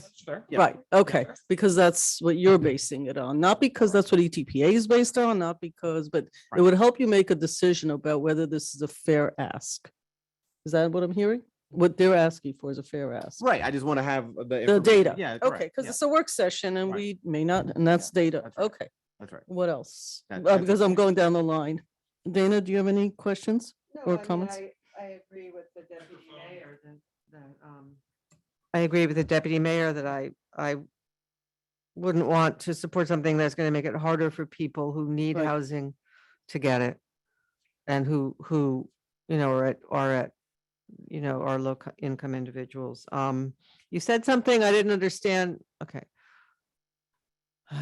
I'm wearing this mask because I had COVID the last 2 weeks and my mind is not exactly, I'm fine now, but you said that someone may get moved out of an apartment if they get a promotion and are now making too much. No. What? Choice of bad words. Okay. Stuart and I do this all the time in the courtroom, so shame on us. No one gets moved out. No one gets displaced. Here's the problem. Here's the biggest problem we face. We're ETPA right now. We got to deal with DCHR. We got to register these apartments. Okay. This is what we do every year. Your HSTPA in June of 2019. I know you mentioned about we can apply to DCHR. We can do this for all the buildings. Look, you drive by Mr. Beldetti's building every day, South Highland. Look at the amount of money he spent. Mr. Milio spent hundreds of thousands. My point is, But my point is this. She's asking a very specific question. The You gotta specific answer the question is- question. the specific question is this: we're not allowed past $15,000 anymore under the HSTPA. So we're not moving tenants out. You're giving us flexibility to manage our buildings, do our buildings, and all this village said. ETPA and Veronica Garrity said it when she was mayor, and Rika, you were deputy mayor then. If not ETPA, what else? And you opted as a village board to the opt-out agreement. That's what else. We're simply trying to abide by that. We're not moving tenants out. We're not changing their rents. We're not increasing rents. If someone, we're going to monitor and we're going to give you this data that you're asking for right now. We're going to have to do that as part of the agreement each year, right? That's what we're agreeing to do. We don't have to now deal with DCHR anymore. We don't have to deal with people in Brooklyn who don't care anything about The it. Now, acronyms, Steve, just for the benefit of people who don't know what the acronyms are. So the Division of Community homes and community Homes, renewal. HCR, sorry. So we're now able to report to you what goes on here. If someone now doesn't qualify, they just don't get kicked out. They stay there. But now we open up that affordability to someone else that may. This is perspective. We don't know what's going to happen next year. We don't know if we have a new tenant. We don't know if a tenant leaves. Can we leave an open affordability? But I think the scenario that the deputy mayor had said, I explain why this isn't the case, that if you have an apartment that opens up. Right. And you are now taking people making 70% or less of the county AMI. And you have a choice between that person and somebody making 50, who are you going to take? The way the application, so if at 50%, you may not, there's a couple of things. If you set it at 70%, somebody making 50% won't qualify because they don't make enough money for that. You know, if you change whatever the AMI level is, the AMI level, you can still take them, but what you don't want to do is have them be paying, typically, you don't want them to pay more than a third of their gross income. But because before that apartment would have been within their budget. if you're talking about in the opt-out, at 50% AMI, it would be. At 70%, it may not be. So it obviously raises the amount of money somebody can make. And Not I the think person, that not the person living there, but when it becomes available, Yeah. then, right, and you're asking that, the next family that moves in there. under ETPA though, like, so here's the thing, the apartment becomes available for rent. I would assume that you apply the 35% to 40% spread for your, when you're qualifying any renter that you don't want the rent to exceed that much of their gross income. So you apply that to all your renters anyway. Okay, so landlords do that because they want to get paid. And if somebody can't afford to pay them, then that's a liability. So under ETPA, based on the current rents, under ETPA, somebody leaves, and the apartment becomes open, the person still has to qualify. They may, under ETPA, they likely won't qualify at 50% anyway. They may not qualify at 70%. They still have to be able to pay the base rent between, usually it's between 30 and 40% of their gross income. So ETPA is not income based. So it's whatever the rent is. You're saying they don't qualify, they wouldn't qualify if A very low income person, if somebody's like very low income, just because it's an ETPA building, right. doesn't mean that when an apartment becomes available that they qualify, because ETPA is designed as an affordability measure. And typically, because right now it's on older buildings, you're typically not seeing, very, very expensive. But if it's an opt-out building, If How it's- does that shift? So if it's an opt-out building, the opt-out changes. So now somebody making, under the current opt-out, somebody making 50% AMI or less could now rent, there would be 20% availability, and now they can get into a building that maybe they couldn't have before. And that might be true for somebody at 70% AMI too. That's why it is important to have the data. So it does open up a level of affordability. The other thing to keep in mind, if somebody has a housing voucher, they can be very, very low income. And because they have that housing voucher, that makes up the difference of their income. So that allows them either at the 50% level or the 70% level to get in as a very low income person. And that's somewhat true for ETPA too, because they can take vouchers. So it's a little bit of a numbers game based on how much you make and how much the rent is. And whether your income comes from a housing voucher or your job or social, it doesn't matter. It's just the income you have.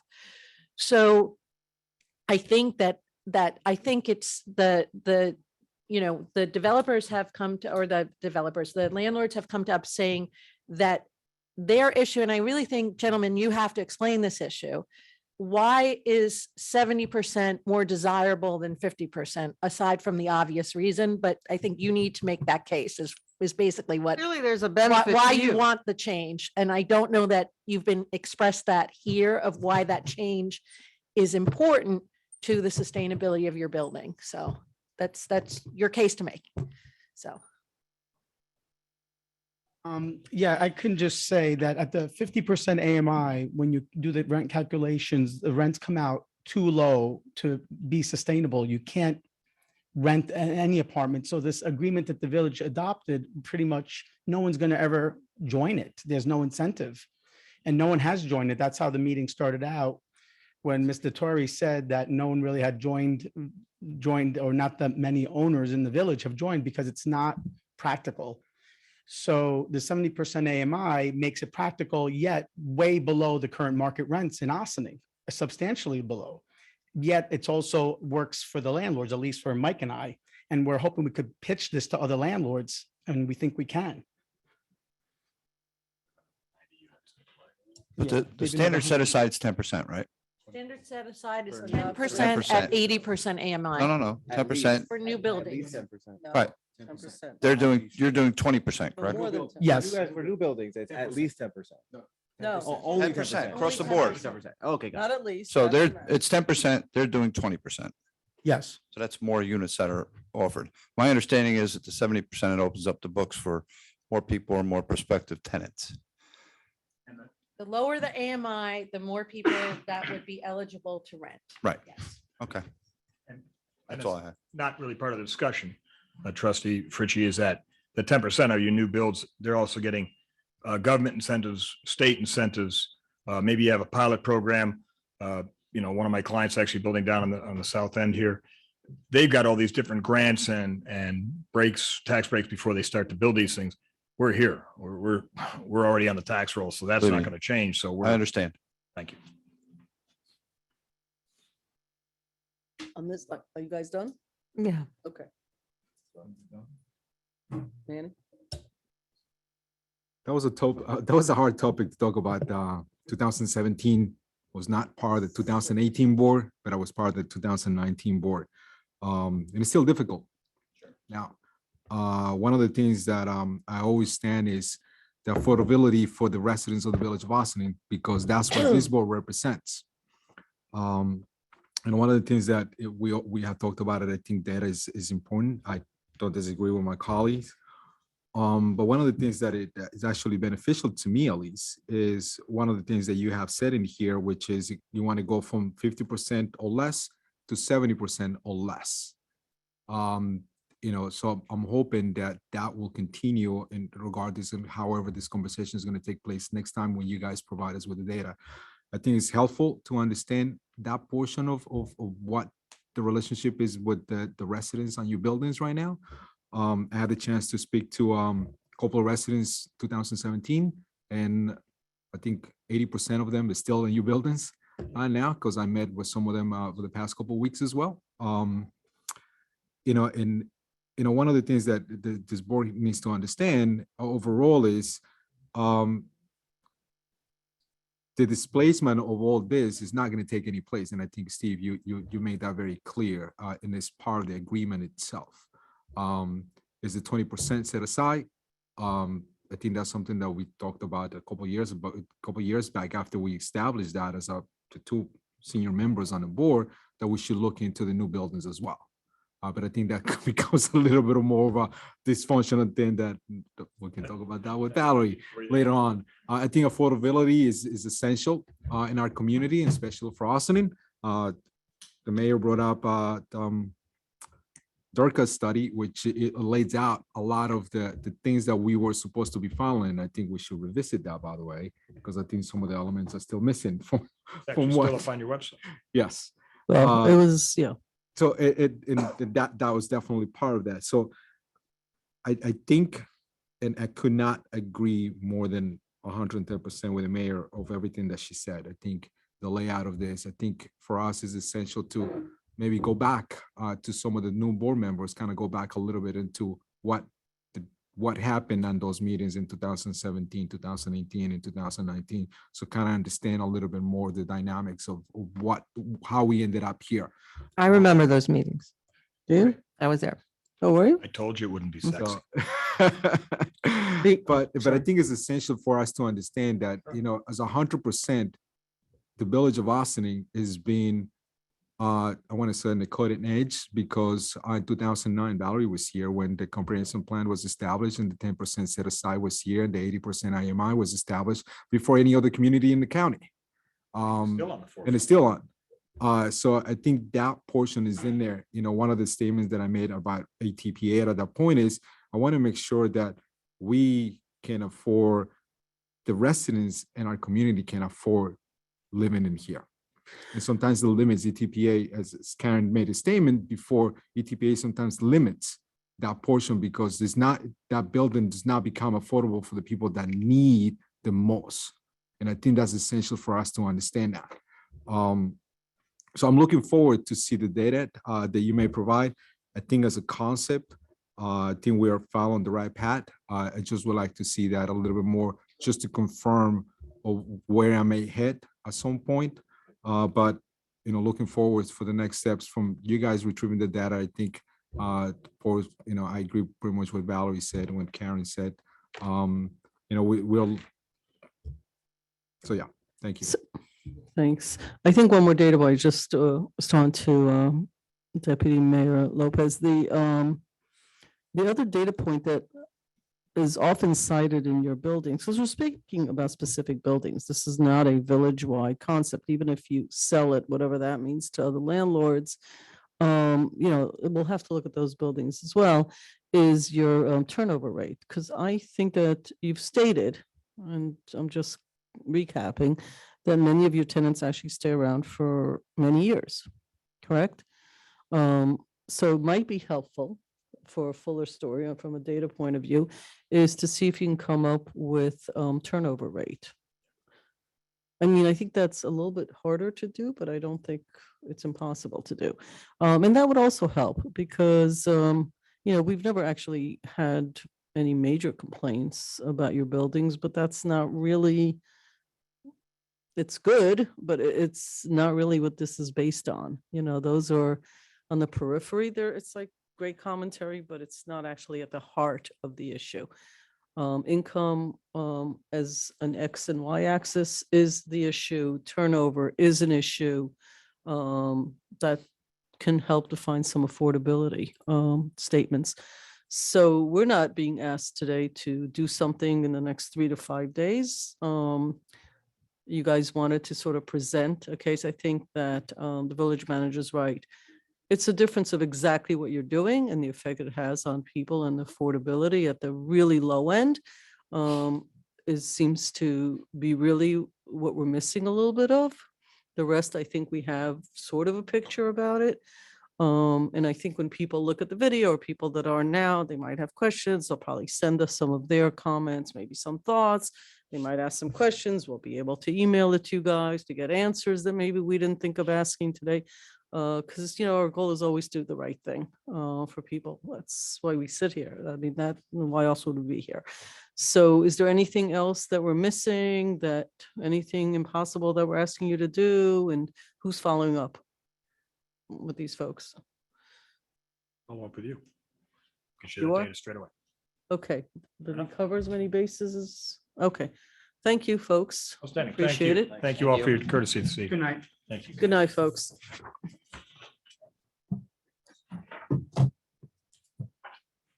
So now I lost my agenda. Anybody, do you need an agenda?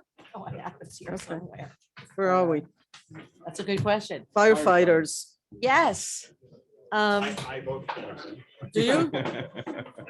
Aren't you also a firefighter? Oh, I'll tell you. No. Stayed with his family up on a Sunday to see us all. True, I did. Got the tour of the best truck. Did you? I did. Thank you all. All right, folks. Take Thank care. you. Good night. All right, thanks. Oh, look at the fancy guy. All right, guys, everything is being recorded. Gentlemen, we're being recorded, so in or out. Good night, everybody. Good night. Good night. All right. Thank you, everybody. So next we will be talking about the amendment of chapter 241 taxation regarding volunteer firefighter and ambulance worker exemptions. And we've been working with the clerk's office, the assessor's office, Ossing Fire Department, and Dale has been able to determine, our treasurer has been able to determine our exposure based on the current list of firefighters and volunteers that would qualify, getting the 5%, $500 current exemption. And then we can talk about the impact of various alternatives based on this analysis.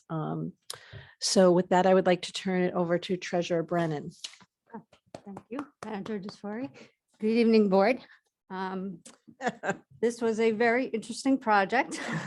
Are we done? I have to say.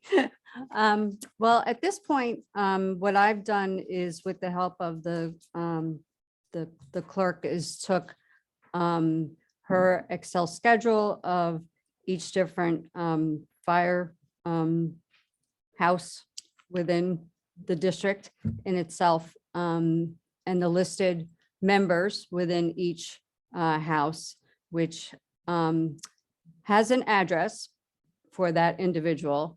In taking those properties, I went through and looked up the actual owner name to the actual residence for each property in order to match up, because if the name on our tax roll does not match the name that is listed as the fire person, then the exemption does not come into play, which kind of happened with what was submitted on our village resolution that was done back in early 2022 for the 2023 tax roll.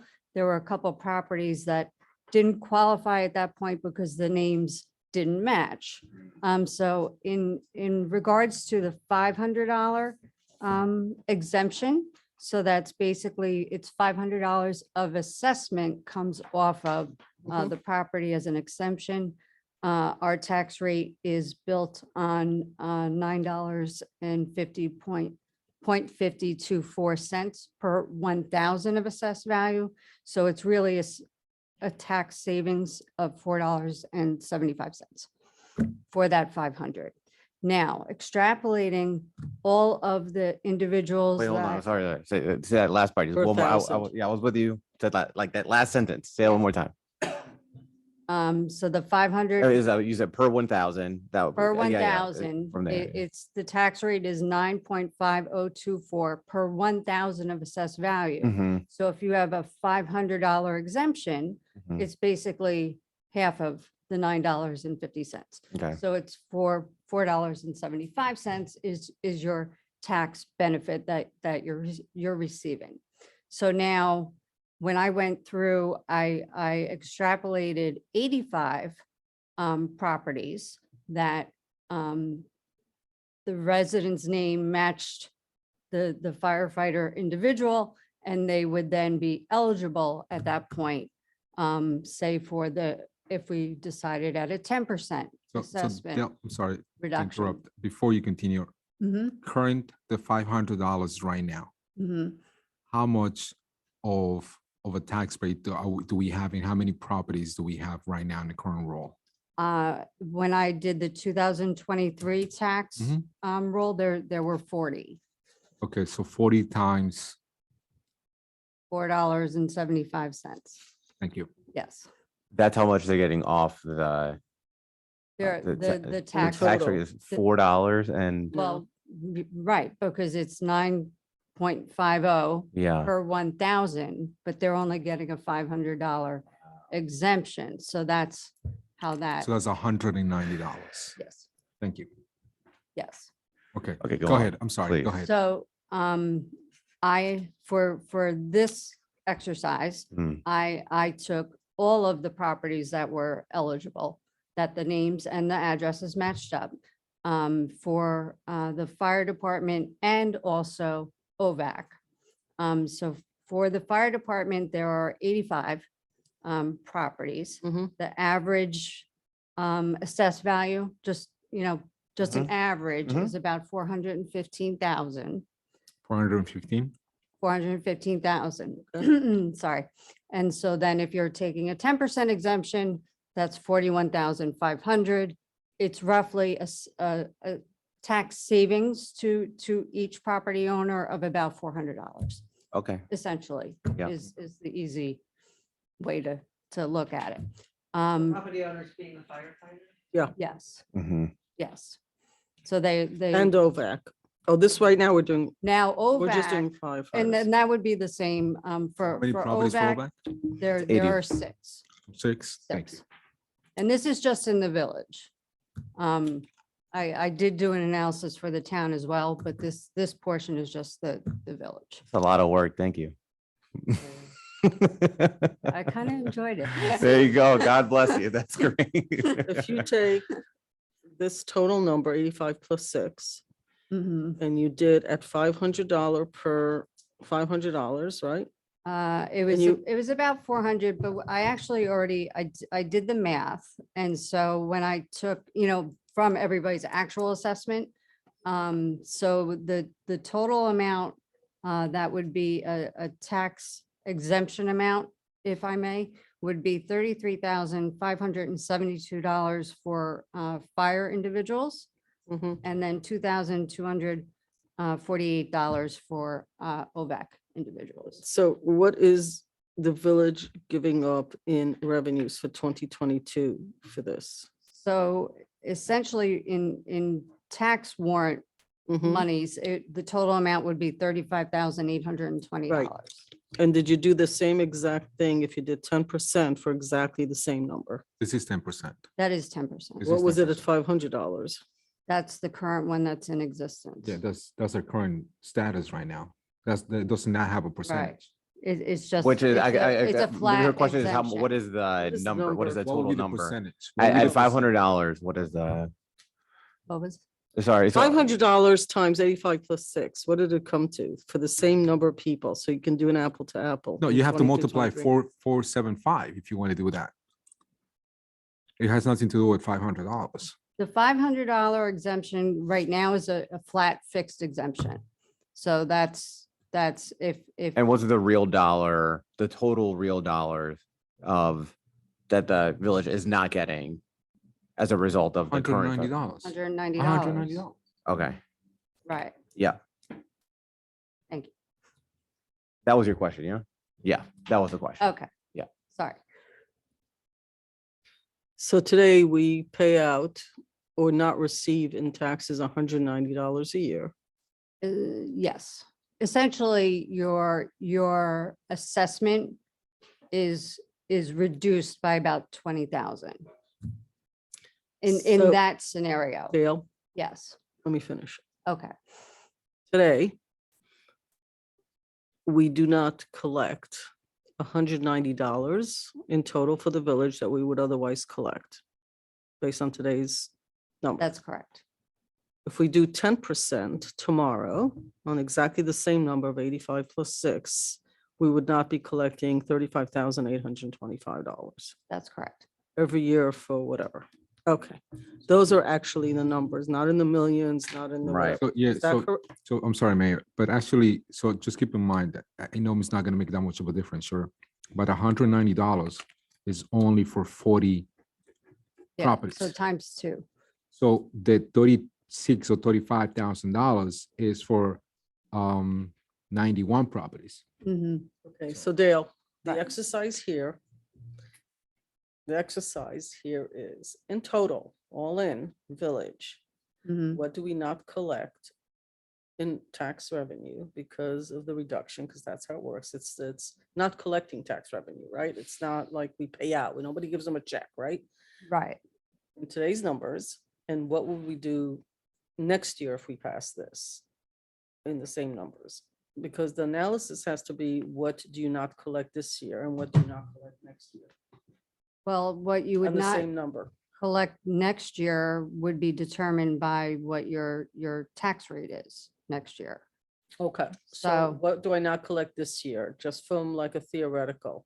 I used exactly the same housing units, right? What do I Mhm. not collect in revenue this year if I were to have a 10% in place this year already? If everybody that was eligible This year, put in for it and took it, that would be the $35,820. okay, got it. So it's Yes. 35,805 versus $190. That's how many actually put in this year. Yes.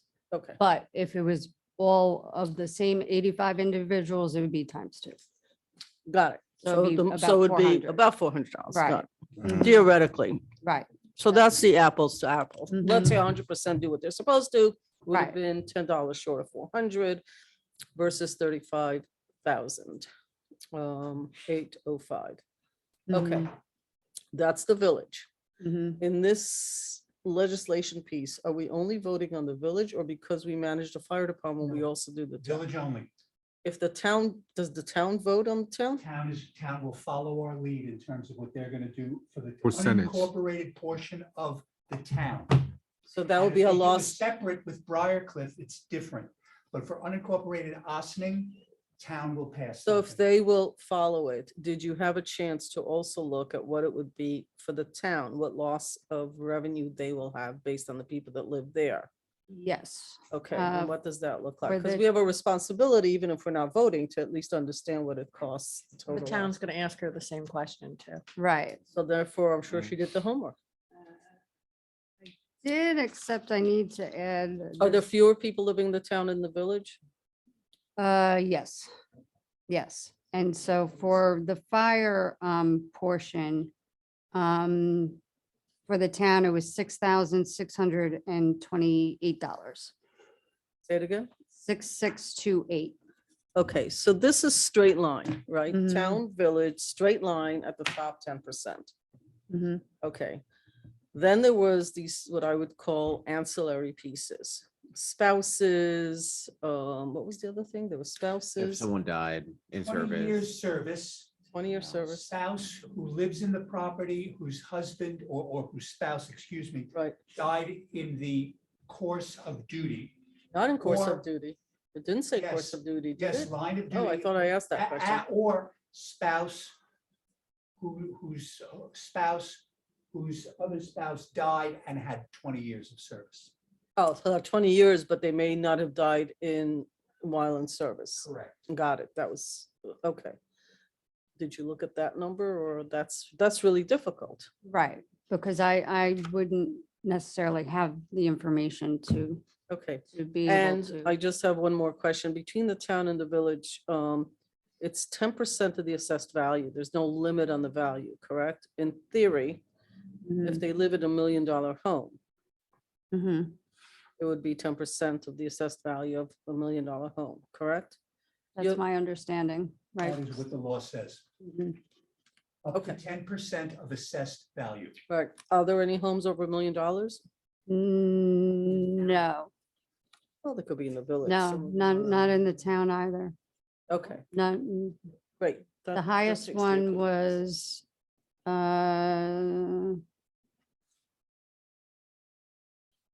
$698. 690, okay. All right. Oh, in terms of ownership by a firefighter? Yeah, Right, yeah, right. because these things are supposed to, you Mhm, know, be mhm. based on something. If you Mhm. own like a $2 million home in the town, like I'm thinking, I'm not sure that the money should be used that way, but none of this matters because that's not the case anyway. What am I forgetting? Anything? In regards to setting service year limits, at this point in time, there are only 4 properties that are under, they have under 5 years of service, and only 1 property owner has under 2 years of service. Okay. The rest of them are, They're doing active service, right? It is active service. Okay. That is correct. All right, I thought those were the data points. Anybody else wants to ask Dale before we have a discussion about it? Anybody? No? Good. Oh, you got something? Sorry, yeah, Del, so we talked about 85 homes. So does actually those 85 homes, if we're looking at this last year, do those 85 homes qualify based on the $500 deductible? I'm not sure what garners the $500 one. Well, I see, because The not everybody can get that. $500, Right. the way it's written, is available to every active member without a service requirement. Gotcha. But so pretty much there's 85 properties that are here now Mhm. actually do qualify. Yeah, It's they're the just- same They just, design. yeah, so pretty Right. much Just it didn't did- put they in just for it. didn't put in Right. for it. Okay. That's sort of my What's the question. process? You have to like fill out an application or something? Fill out an application to the assessor. By May 1st. And when the properties go down, then it also goes down, Yep. right? There's Correct. no floor on this. Mhm. Okay, I mean, I've sort of made up my mind, but does anybody else have any data points or any comments or anything before I go? You? No, Oh, so I'm pretty consistent with what, well, wow, that's really loud. I'm pretty consistent with what I said last week or 2 weeks ago. I thought the numbers were going to be much higher. Now that I see data, which is why data is so important, I want to be as generous as possible for the coverage. I did actually go and speak to the chair of the board of it because they're also covered. But now that I see the numbers, I'm not sure exactly. We were off in our numbers. We had a different version in our heads. For me, 35K, when the prices are probably pretty high right now, the assessed values, they probably go up a little bit. They'll also go down. I mean, this has probably been a boom year for houses and condos and co-ops and all that. I'm actually fine with this, so I don't, I think this is fine, and I'd like to be as generous to the spouses, to this, what, like that whole, all the categories are okay with me, because at the outset, at the largest number, I think it's fine, and the town can still do what the town wants to do, obviously. And this will go for OVAC, I guess. Yeah, I'm fine with it. So, I'm sorry, COVID brain again. mhm, Microphone. microphone is off. So what are we're talking about a change in what the firefighters and OVAC get in terms of a tax break. Trustee White, so I can explain. Currently, OVAC gets nothing, Oh, okay.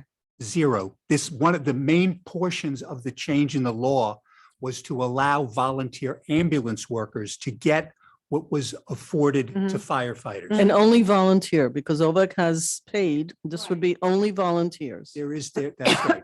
That is I correct. just want to be So clear. currently, there is a $500 exemption, as Dale has mentioned. The village has had it for many, many years. I believe it's been on the books in the state since before the 70s. turn of the century. And when I say turn, I mean 1899 to 1900. That's how far back that goes. What this would do is, in addition to the 500, which this board could only get rid of by directing a public referendum, is it would then have a 10% off the assessed value for volunteer firefighters and volunteer ambulance workers who own their own residence in the village of Ossining. In addition to the 500? Yes, Oh, well, No, yes. That's nice of You us. can't, you can only get rid of the Oh. 500 by a public that's Did you referendum. take Yeah, that that's into right. account when you gave us the 35,000? So it's 35,000 plus, Plus, no, 400. Okay. 475. all right, so Thank you. fine. So it's 36,000. Okay, good question, but for me, it doesn't change my mind. It's pittance. Right. And just, Difference, if I may, would be, is that if you're an active firefighter with 6 months and you own a property, you'll get the 500, but you would not get the 10%. What this board has to decide is how many years, Right. anywhere between 2 and 5, what the percentage is, and do you also wish to afford it to active members with 20 years of service, to spouses of firefighters who have died in the line of duty, and to spouses of firefighters who have died with 20 years of service. That's right, so when I said the most generous, I meant not 6% or 7%, which we could do. I meant immediate, so we could wait 2 years, we could wait 3 years. I meant, for me, my point of view is that it's immediate, it's the top rate, which is 10%. I didn't know about the 500, but you throw in the 500 and everything else he described. Or 5? Oh, that's interesting. Of service, you mean? Oh, that's interesting. The most generous would be at 2 years, I would say. I still, when I look at the numbers, I just, The county's 5? Well, the county currently is 5, but the county law is going to sunset in 3 years. So there's no indication what they which way will they're do. gonna go, yeah. But But they went for 10%. They went for the well, whole thing. the county law required 10%. Oh, they didn't do So anything. it's a little apples. They didn't and really do all oranges. that much. Okay.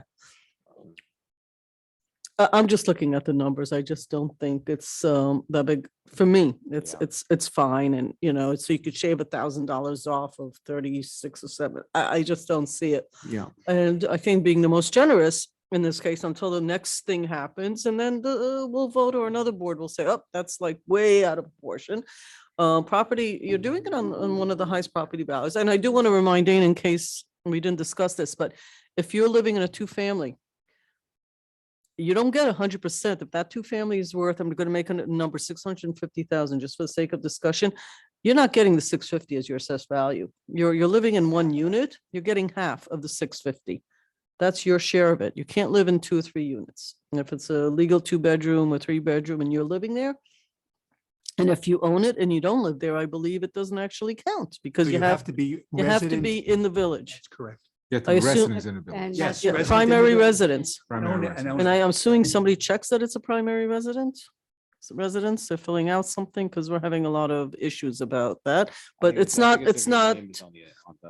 Tax. on the tax. So you're paying taxes. Yeah, Okay, I mean, I think we need to button that up a little bit, but I'm not exactly gonna make my decision based on the 3 or 4 people that maybe are playing around, and I'm sure that's all it is.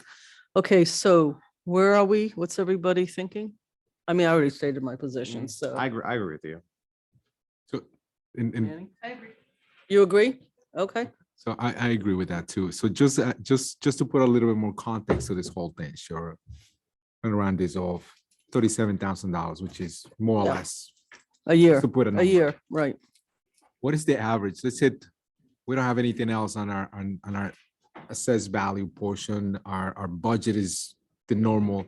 What would be the rate? What was the increase on someone's property taxes to adjust this $37,000 into our budget? Well, basically, it equates to, I think, 3.7 million in assessed value total. So in order to make up that piece to not then have the tax rate shift, if our budget stayed the same, you would need increases of 3.75 million to cover the change. Thank you, Del. And do me a favor, next Yes. time we have a math situation problem with this and assessed values and percentage, please, Karen, make sure that Del is here because we don't want to go back into millions of dollars numbers. In reality, is only $37,000. Jim, who trusted me with a calculator? Last time we're letting you look at your calculator. No, actually, I don't think we understood the whole value, or That was the minds were problem. That was the blown. problem in the assessed whole value. thing. It was Right, just the assessed value, If, correct? yeah, if you're Yeah, and speaking also in it's, assessed yeah. value, yes, then Okay. that's correct.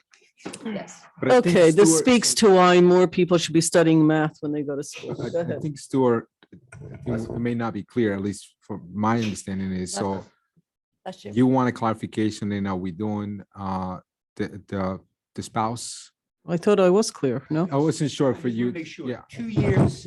Yeah. 10% Yeah. and all the three, and All the other that's fine. qualifications, yeah. I will have a resolution to call for public hearing. Thank you. Because that will be, because as Dale has pointed out, we're in a very, very compressed schedule. Yeah, that's the other point. I also will let the town know so that they can get it on their next work schedule session so that they can pass the legislation as well. And you have to let Briarcliff know, that's the town's responsibility. Because whether how they're doing it is up to them. It's up to them. It's a municipal, okay. And this is Oh, I'm sorry. this may not exist, but there's no volunteer police, right? That's the only other thing that's not mentioned. No, this is just volunteer fire. This is, I'm not, Well, it could be auxiliary, sure, that's, that's the only, that's what I'm saying, but that's. That's the not how only- It's but not, that's not how we it's break not, it in- down. they're not included. It's not how it's written. Oh, okay, thank you. And how do the chiefs qualify? Are they volunteers? They get paid? You look it up, right?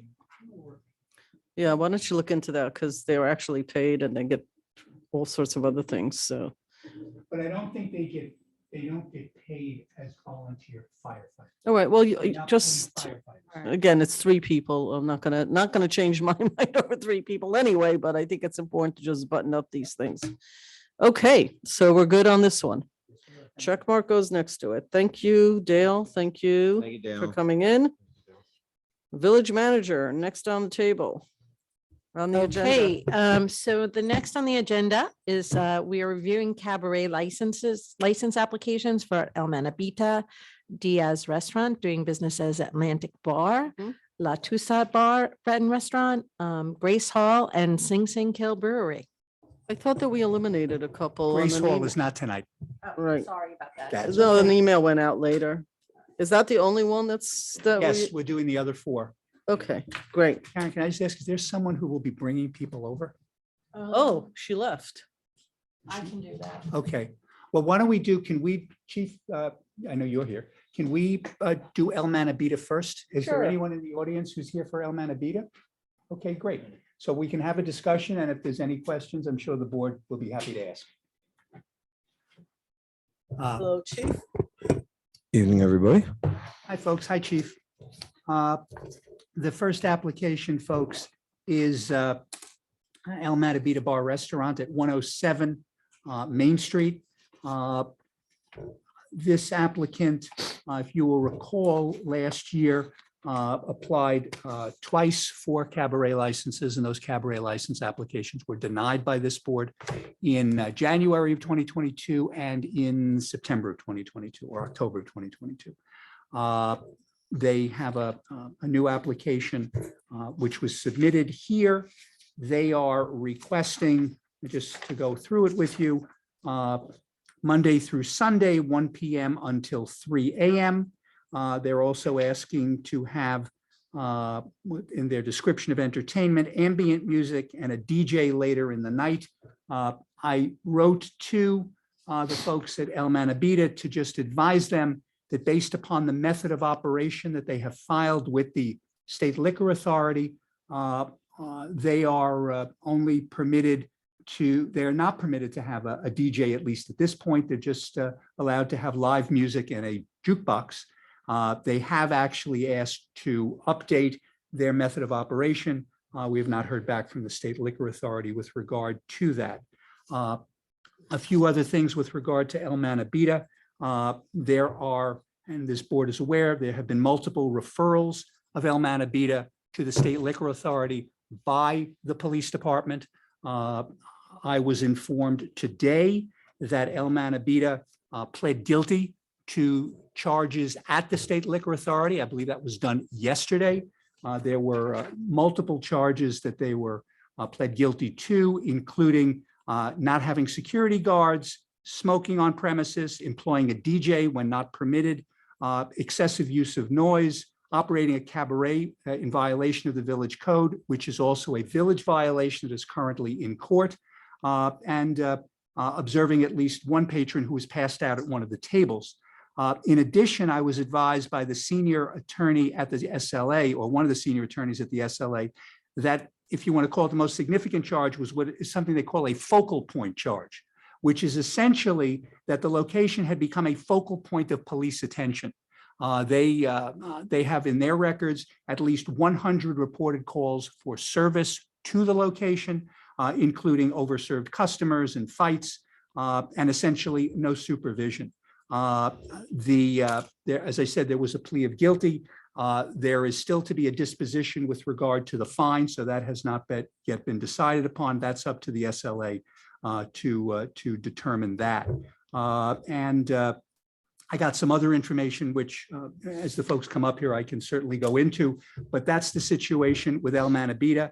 I mentioned there are proceedings pending in the Justice Court with regard to their violations. Those are currently before the court on March the 6th and will be heard at that time. They were adjourned from yesterday when they were on in court. I understand that there is also a pending hearing before the County Department of Health for allowing for hookah smoking at the location, which is not permitted. And so the county has a hearing with regard to that. So that's the application that is currently pending with regard to El Manabita. Okay. Chief, do you have any comments beyond what was just presented? I don't think there's anything to add to that. Okay. So a couple of things, which I'm sure you told the applicant. Number one, are you the applicant? Yes. Hi. Hello, sir. Number one, across the village, we have for the past 3 years, only permitted up to 1 a.m. Local laws or municipalities do override the state when it comes to how we want to see things done locally. We don't report to the state. It's on these kind of issues, and therefore we would not be giving anybody over 1 a.m. We had many discussions about this in public meetings, and we only abide by what the proprietors applied through the state for whether it's music or whatever it is that they're doing. We sort of stick with that. We don't make exceptions. So that's sort of the overall. We also have the chief of police always present because reports of police of infractions does not sit well with boards of trustees. Our responsibility is not only to business people, but the business lives within a larger community, and it is the larger community that has an equal weight in its safety and its rights as a business owner to do what he or she wants to do. So that's just the overall framing. Does anybody have any comments on whether we're moving this forward or not per the request? Mayor, just one Please. correction. What the board has held to is that Friday and Saturday excuse night, me. 1 a.m., Sunday through Thursday, midnight. Midnight, correct, because of the noise and all the other things that occur to people who live in exactly the same. We are not a city. We are not Yonkers, White Plains, Mount Vernon. Cities function very differently.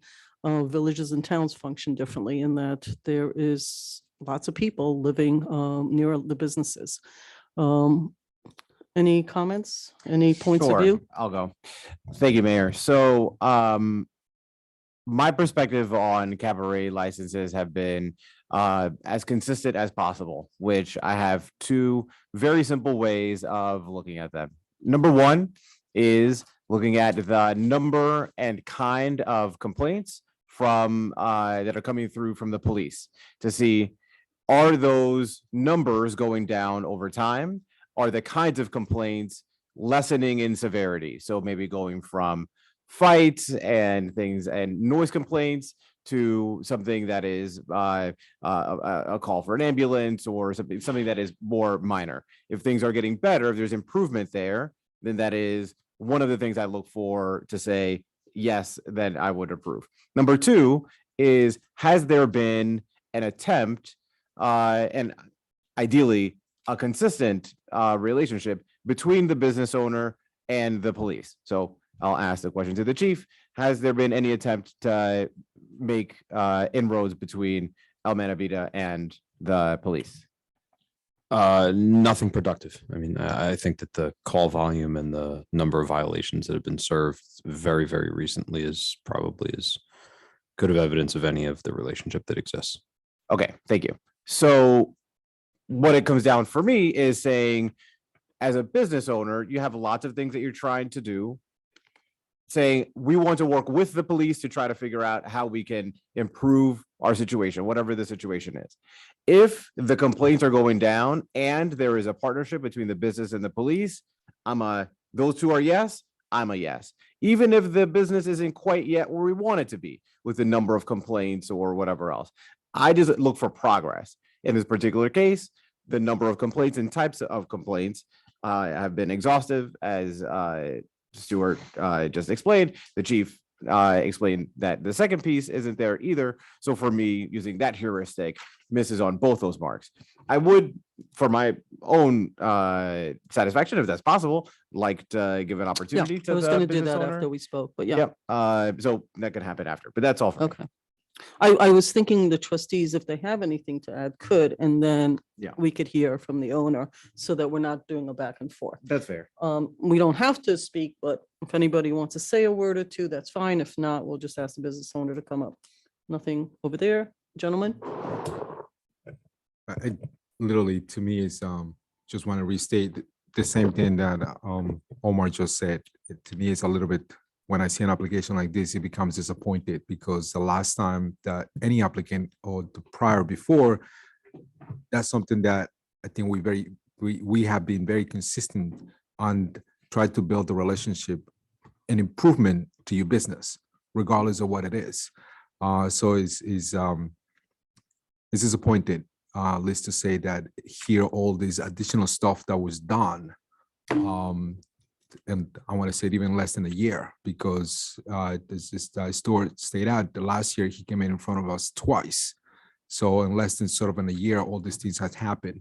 And for someone to be in front of us again is without any improvement, is just disappointed. So, Bob, anything? I feel the same as Manny. There's been attempts made. We've told them what we need. They've made no attempt to make anything better, and it shows. So now that do you have anything to add or not? You have to, if you do, you have to speak in front of the microphone, because we have people watching. It has to be recorded. That microphone. Oh yeah, you can sit there. Sure.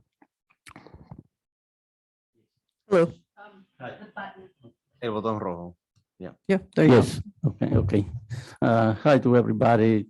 And the point is, we don't have any inconvenience, I think so, with the police. We held the police any time that they need us to ask which service, we're doing whatever they want. When they go to the place, we never miss respect or something else. And we work with the police. If we need it, we calling. And I don't understand from where coming the complaint, the call, but in many cases, when they call for music, but when the officer be in the front, they say in the report, it's not loud music. And I got too many calls, but I don't know from where coming, who doing, what is the intention of the people that call. I understand. I personally, I like to work with the community. I don't work beside the community. I got from 1995, from today, I work every day, from 1995 to today. I work in the community. And I respect everybody know how I do everything. In the last year, when this board needs my cabaret license, sorry, but they got no reason. Everybody know that they say face they lie in the statement. Everything that they say that happen in the block, no in my place. So I feel like we've had this conversation a number of times over the past year, and he's been on the board more than 10 years. We've been having lots of conversations, and I think the boards have been quite generous. None of us are that new. Secondly, it isn't about whether you work with the police when they show up at your premises. The conversations we've had twice with both these trustees spending, from my recollection, more than 45 minutes having conversation with you, and a family member is to explain that you need to meet with the police and get better at what you're doing. The fact that a police officer shows up and you let him in is not what we're talking about. And the reality is we've had this conversation with you in both English and Spanish a number of times. So I'm not sure what else we can do. The calls are coming in, the police go out there, and it's actually, I think, gotten worse, not better, since we've had these conversations, at least from what I'm looking. I'm not. No, that's fine. I just, because we get recorded and we do that on Zoom, if you want to say something, you're the son, yes? You have to just come in front of, you can say whatever you want, but you have to come in front of the microphone. Yeah. That's all. Because it's an open meeting, which means the public has a right to hear what you're saying when you're talking, that's all. And there's another microphone. If you want to use that, feel free. So I don't feel like we're moving forward. And I think that the village has been exceedingly clear about their expectations, as was already presented. I wouldn't look at what's sitting in court now. For me, it's what's already been done, both in how you pled with the state liquor, the calls that are coming in. That's what we use with everybody. The number of calls, there's like 4 other places. Number of calls to the police, what happens, working within the community is exactly what we use, as the deputy mayor said, with every single person. The 1 a.m. is with every single group, every single group of business. All of those are the same. How they're registered as their business, exactly the same. And we have grown as a community. It's not a little village that it was 10 or 15 years ago. More people are living here, more people complain because they don't want to live in a place where there is so much disturbance. That's reasonable, but that's also their rights. I don't know if anybody else has any questions or if you want to add anything to that. And I have no doubt that you work hard. I have no doubt. Yeah, as I said, you can come up. There's May I another just ask something microphone. there? Yeah. Can you just identify who you are? Are you Mr. Vasquez? I'm Mr. Vargas. Thank you, Mr. Sewer. Mr. You're not the owner though, correct? My wife. Well, No. Is your wife Aracelis Gonzalez? Okay, because the State Liquor Authority is concerned because you are holding yourself out as the owner holding the license. You don't hold the license, correct? I'll be the manager of the place and the liquor store. Okay. Well, okay, because I had a lengthy call with the State Liquor Authority today about that as well, because you can't identify yourself as owner. You're not permitted to. You can only be, at most, you can be a manager, because you are not permitted to make any profit from the bar because the license is not in your name. It's in Aracelis Gonzalez, whose name does not appear anywhere on our application. and the other question for me, so you and your son, I guess, are then employees of this company? Well, whatever they are, they're not the owner in the sense of the person who is holding the The license. license, okay. And that's very significant to the SLA. You wanted to come up and Does Yeah, the license reflect her name? Yeah. The license is in the name of the corporation, but she's the applicant for the license. So in Okay. other words, So, if the license were to be transferred, she could only physically transfer the license. okay, and And her being name does married not doesn't appear count. on the cabaret license. Well, on the license, no, nor on the application. So how is the application valid if the owner is not. not the one signing Because it? we technically say owner/representative. Oh, but- so they could be a so representative? That's correct. Okay. But when I spoke with the senior attorney today, he wanted to make us aware of the fact that the license is actually in the name of Aracelis Gonzalez. Right.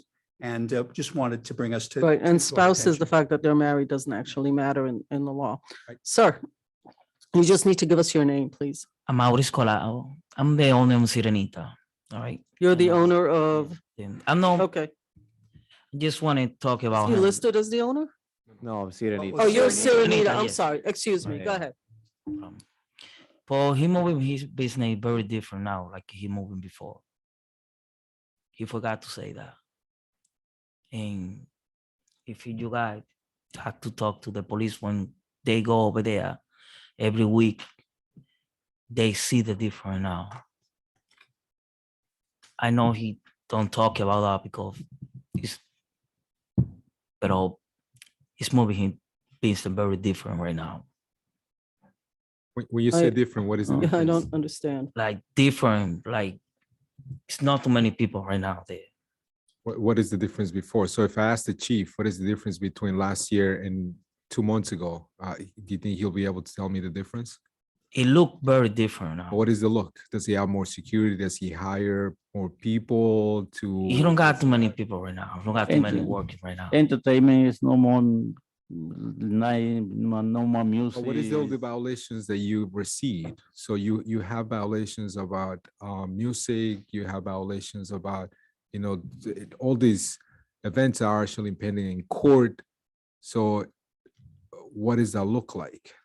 It's not clear to me what. As we has change changed. the business like we moved it before. But if you guys continue like, oh no, how you guys look the change? Entonces, si yo puedo, Por si, favor. para que hablemos un poco más cómodo. ¿Me puede decir de nuevo lo que estaba tratando de que la cosa es diferente ahora? Sí. Todo está diferente ahora, pero muy diferente. Y hemos cambiado los negocios. Pero si no nos dan la oportunidad y nos siguen ignorando, ¿cómo vamos nosotros a seguir? No nos pueden dejar siguiendo viendo así, porque hemos cambiado muchas cosas. Nos han forzado y ustedes lo saben. Entonces, eso es una de las preguntas principales que tenía el concejal. ¿Qué específicamente ha cambiado? Hemos dejado muchos empleados afuera. Pero son prácticamente eso. Usted me dicen que han cambiado. Pero no están siendo muy específicos en los cambios, porque las quejas y las cosas las multas y las cortes, los días de cortes que están ustedes, al menos estamos hablando de este restaurante de Manavita ahorita, han sido, si usted compara los últimos 6 meses, por ejemplo, por decir, del 2022 hasta ahora, 2023, y comparamos del 2021, pues no comparemos del 21 porque estaba la pandemia, obviamente, pero even en la pandemia, ustedes estaban en corte porque había exceso tenían fiestas donde no estaban supuestos a tener fiestas. Discúlpame, pero eso es No, mentira. eso no. Discúlpame, pero eso es mentira. Ok. Me bueno, disculpas. Ok, pero eso es lo que pasó, ¿no es cierto? Eso No, es lo que estaban en mentira. corte. Eso es Ok, mentira. no vamos a argumentar acerca de eso, pero Pero es mentira. pongámosle del 2018, 19 al 2022, 2023. ¿Cuáles son los mayores cambios que ha pasado? No quiero oír de usted, por bien, favor, está bien. quiero oír de usted. Ok. Muy ¿Cuáles bien. son los cambios que han pasado? Mira, Sí. ya esta conversación, como dijo la honorable Mayor antes, ya esta conversación la hemos tenido antes y tú me la vuelves otra vez a decir. En la pandemia, la policía todos los fines de semana iba a revisar mi negocio. Todos los fines de semana iba a revisar mi negocio. Desde que Cuomo, el gobernador en esa época, puso la ley Eat and Drinking, yo siempre estuve manteniendo el negocio con comida. Yo no serví una cerveza, nunca que no estuviera comida. Y siempre que la policía iba, me revisaba, lo puede decir. Yo cooperé y mantuve el distanciamiento social mientras fue exigido. Y tú también me dijiste que yo hacía fiestas ilegales. Eso es mentira. Eso es mentira. Porque allá fue el ABC, fue la policía toda la semana. Y a mí nunca me encontraron, yo nunca hice una fiesta ilegal, nunca. Y van varias veces ya que me lo dicen. Sí es posible, que quiero concentrar el tema que está delante de nosotros, ¿verdad? Esa es la pregunta, Ok. si le vamos a permitir tener la licencia de cabaret o no. Esa era una aclaración nada más. Que Sí, no, yo quería entiendo, hacer. yo entiendo. Para mí, como yo lo he explicado, yo no busco tener perfección. Yo busco progreso, evidencia de progreso. Y las dos cosas que yo busco específicamente, porque yo digo que han tenido diferencia de empleados, ¿sabes? Las cosas han cambiado de diferente manera.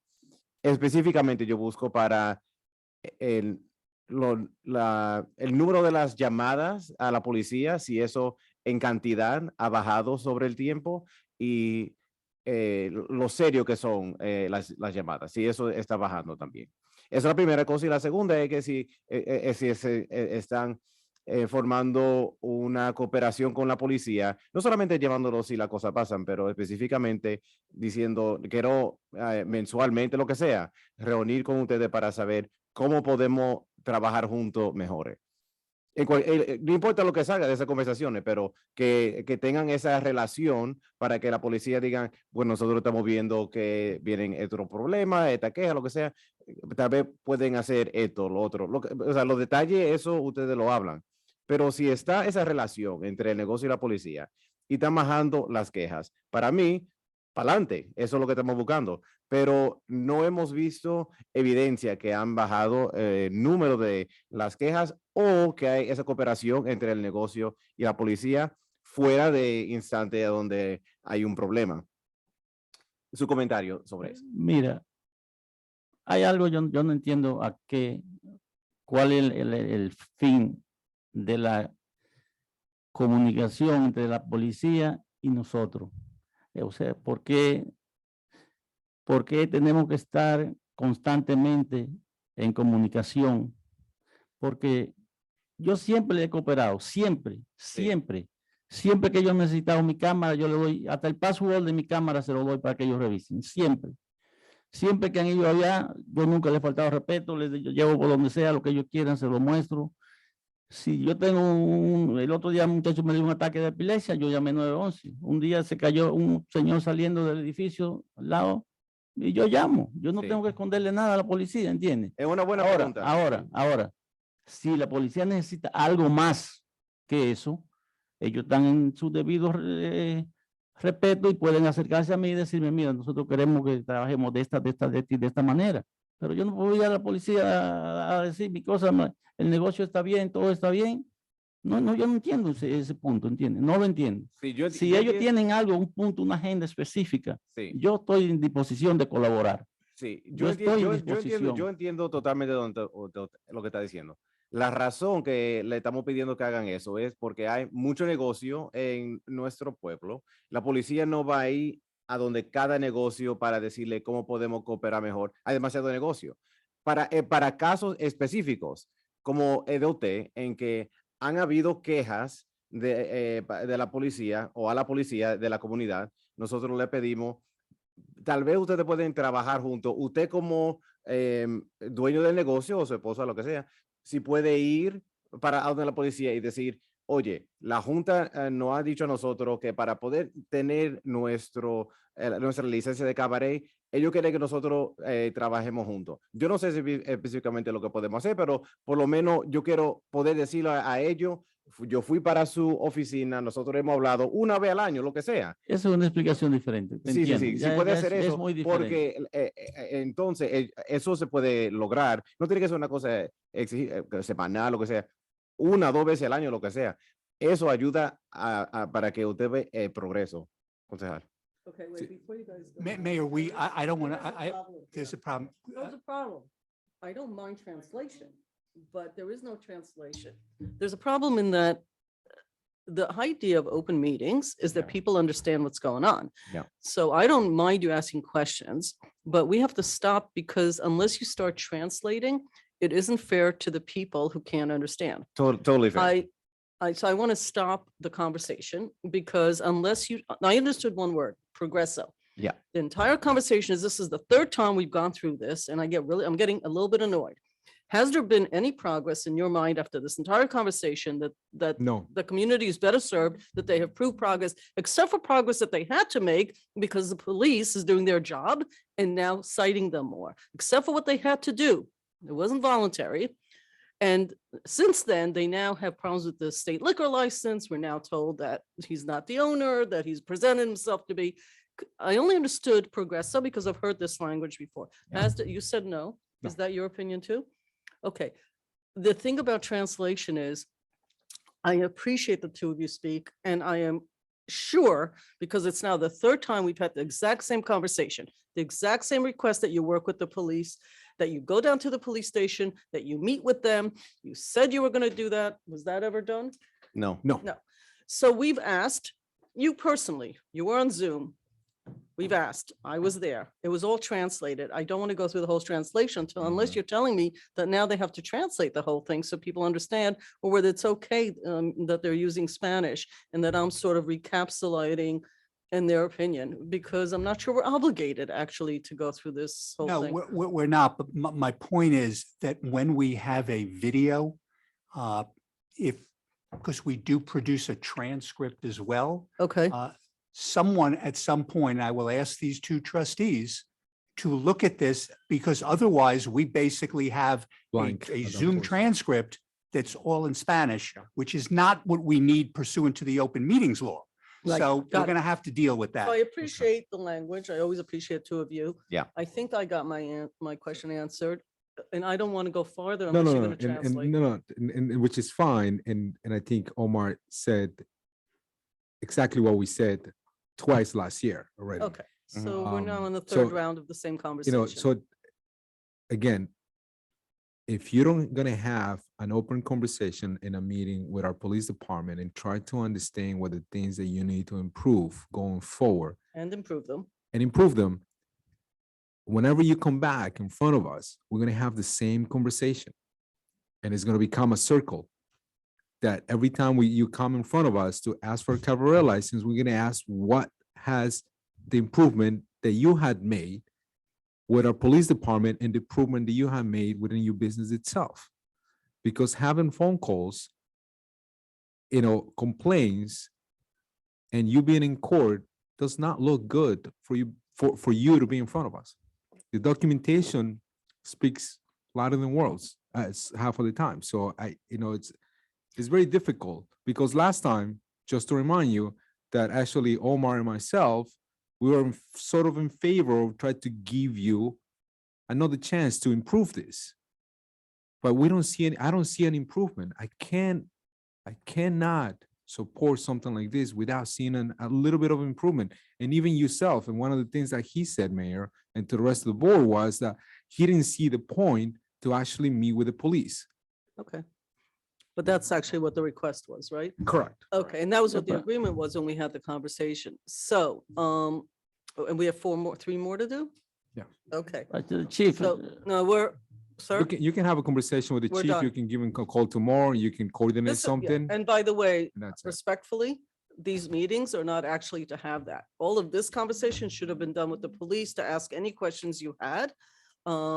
We are doing this because we're trying to do our best, and it is true that both of these folks were trying to sort of lean a little bit to help you, but in fact, you came back with a worse record than we had like you've gone in the other direction. So we're gonna vote. I need to just get the trustees. He needs a sense of the trustees of whether it's a thumbs up or thumbs down, because we have to go on to the next ones. Anybody? Down.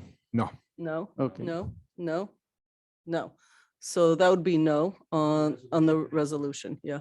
okay, but thank you, We're gonna and deny. I wait that you give me the whole opportunity to whole business the same. You treat the whole business the same thing. We do. Yeah. We make every effort. Okay. We make every effort. Who's next? Next, Mayor, will be Diaz Restaurant, which is Atlantic Bar. Okay, Anyone here from Atlantic Bar? Good. So let me give we also have Your microphone is. oh, my apologies. This is Atlantic Bar. They do currently have a cabaret license. Their okay, operation now is Wednesday, Thursday, 8 p.m. to midnight, Friday, Saturday, 7 p.m. to 1 a.m., Sunday, 7 p.m. to midnight. The type of music provided is live music with DJs.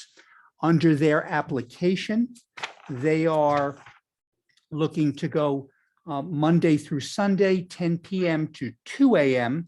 And their music would be dance and jukebox with no DJs.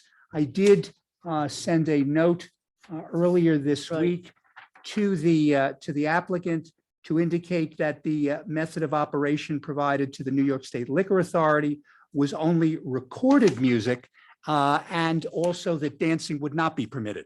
So that if this board was inclined to grant, it could only be for recorded music. With regard to Atlantic Bar, Similar to the prior applicant, there are referrals to the State Liquor Authority, which are still pending with the New York State Liquor Authority. Those charges include smoking, too many patrons, too many bartenders. You may ask, how can you have too many bartenders? That's because on their application, they have to indicate the number of employees, including the number of people who are going to be behind the bar. And if you have too many, that is actually a violation of your SLA license. Is it bartenders or employees? So is it bartenders behind the bar, but also waitresses, waiters, busboys, whatever? It's the entire group. All of that's meant to indicate the scope of your business when you're applying for the application of the Okay, SLA. So you say when you're gonna too have 40 many- employees, you have to delineate and they Or have if more you than that. tell them you're only expecting this very small business, so you only have 2 employees, and that's not what you really have, that's where you start getting Okay, yourself but in that, trouble. but my point is you say X. If you're over X, it's a violation. Yes. Okay. Yes. And they were permitting vaping in the location, which is not permitted. Right. There is an allegation here, and it was written up, and this, I believe, is a charge that's being handled by the DA's office of service to an underage female of alcohol. That was back in December of last year. So that's within this request. Yes. Period. There was noise complaints. There were security guards on site. That's important because under their application, they're not supposed to have security guards. So when you have security guards and you're not supposed to, that's a violation, again, of your license. Well, again, that speaks to that if you were the type of business that would need security, the state wants you to declare that to them ahead of time so that they know what they're getting into and whether they're issuing the license. If you State tell wants to know them, the size of your business. correct, if you're telling them that you're a business that does not require security, then you shouldn't have security on your premise because that's not the license that you've applied for. Because you put down fewer They people. also got a violation for having a DJ playing with DJ equipment, having too many employees, as I said, being overcrowded. I think the maximum capacity, at least on this referral, is 49. And at that point, there were at least 65 people who were in the particular location. And then there are pending criminal violations or violations that are currently pending in the Justice Court. Those are returnable now on the 28th of February with regard to Atlantic Bar. I also provided this board with police blotters with regard to Atlantic Bar that were provided by Lieutenant Damiano with regard to incidents in or about Atlantic Bar. And to be honest, they may be at Atlantic Bar, they may be adjacent at the Walgreens parking lot, all occur pretty much in the early morning hours with regard to the particular location. So that's, and these reports that I have from Lieutenant Damiano or from OPD are all throughout 2022. And so that's with regard to Atlantic. Okay. Chief, any other comments? There's an awful lot of violations still pending. Okay. More or less than a year ago, or you don't do that analysis? I don't know, but also I know that as we've began to issue violations, we've been educated by the State Liquor Authority on how many other things businesses are supposed to be doing. So people may be ticketed now for things that they weren't ticketed before because our staff may not have known how those things worked within the SLA. And another thing to note, Mayor, is that if there is a violation of village code, that is in fact a violation of SLA regulations and can also result in a referral. Oh, So for example, if they were operating as a cabaret without a cabaret license, that is a violation of our code, but it's also a violation of SLA regulations and can result in a referral to the SLA for which charges can be brought by the SLA. Okay, State Liquor Authority. Yes. My understanding is it's referrals were made on 10 separate dates, multiple referrals on each of those dates. Okay. Anybody have anything to add or say? No. We're not heading in the right direction here. And the more the business has gotten a focus, the more the State Liquor Authority has also been involved, because the State Liquor Authority should have been involved all these years. You're going like this, but they probably not a good idea. The state now believes that you are violating rules and laws. Not a good thing for you, for your business. You're the owner? You're Yes. listed as the owner? Okay. Thank you. So, I'm sorry. Tiene que estar arriba, botón. Yeah, the Yeah. red button. Yep. Okay, we believe businesses should be profitable, do well. You're in a business that's highly regulated. And it's supposed to be regulated because it's alcohol. And it sounds like you're in violation of multiple things. A village board reasonably cannot be expected by any reasonable person to give you a cabaret license when you have so many violations. You have to find a way to fix this with the state. When you're done fixing whatever it is you need to fix with the state, then you have to make sure that you're fixing the way you do business, because the community really wants businesses that follow laws, not businesses that disobey laws. And things like vaping for a community like this is taken very seriously. Things like noise. You're responsible for your patrons, not us, not the police. You are. When they're inside your facility, you're responsible for occupancy. There's probably nobody on this board or anybody over the age of 21 that hasn't been to a bar in their life. And some bars, basically, when they're overcrowded, say no more. Bartenders, when they see somebody drunk, say no more. All of your responsibility, not the police and not us. And it doesn't seem to be happening. So it's the same as what we've been going through. Aside from the fact that you're asking for things that we just aren't going to approve for anybody, the hours and all that. And it does have to be within the state purview. I just don't see how we can do this without some improvements, which we keep asking for. Noise levels, following laws, occupancy. If you need to rearrange with the state that you're actually a bigger operation, maybe I guess that's a good thing for a business, that you're bigger than you say you are, then you fix that with them.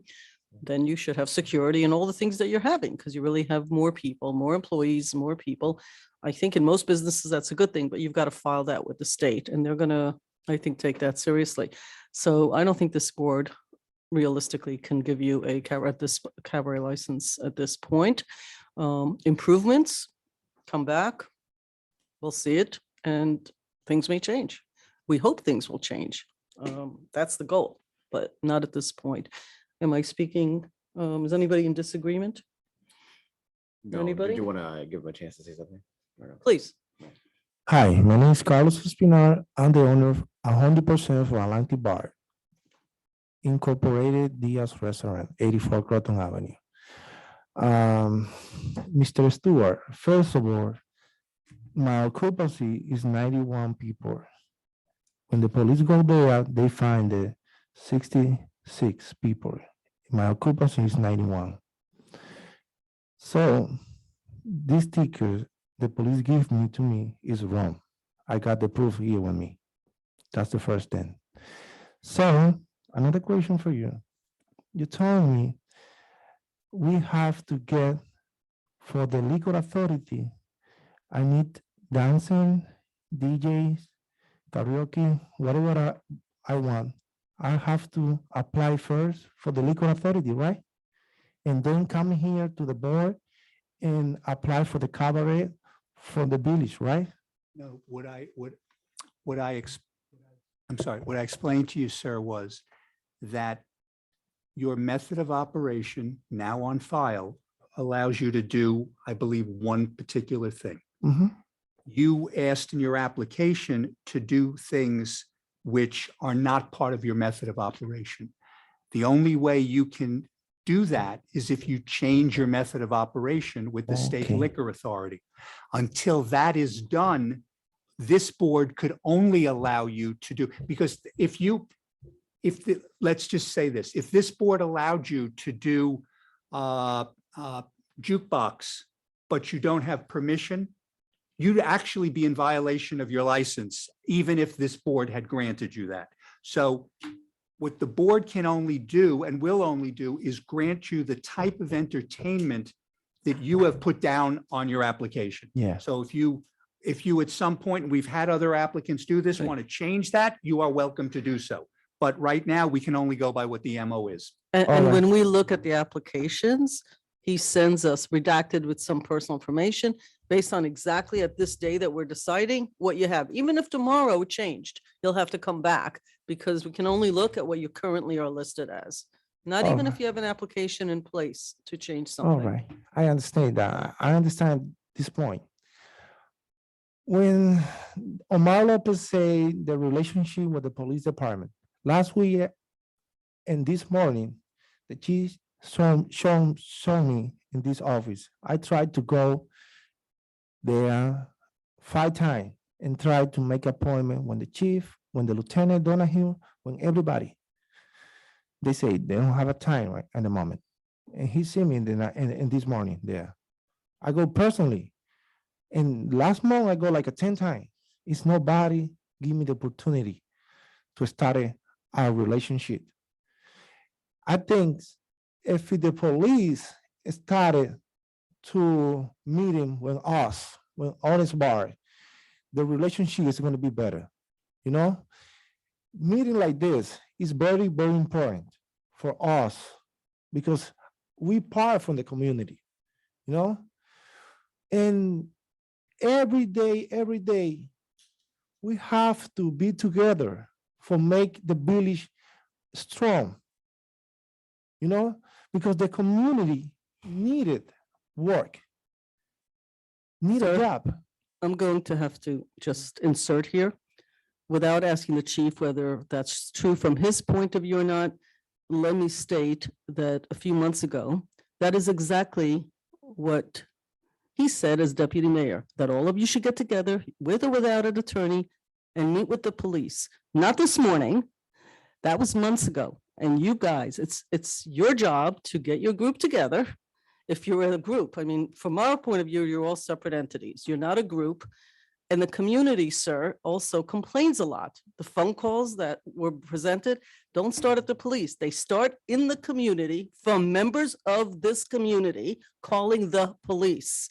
So I appreciate the community conversation. If I sound a little angry, it's because this is exactly the same conversation we had months ago when we asked that you all go down, meet with the police and have a conversation, which was not done. Now, you went down there 10 times. You are the first person in the years that I've lived here that said that they went down to a police station and tried to see the chief of police or an officer 10 times and was told there wasn't time.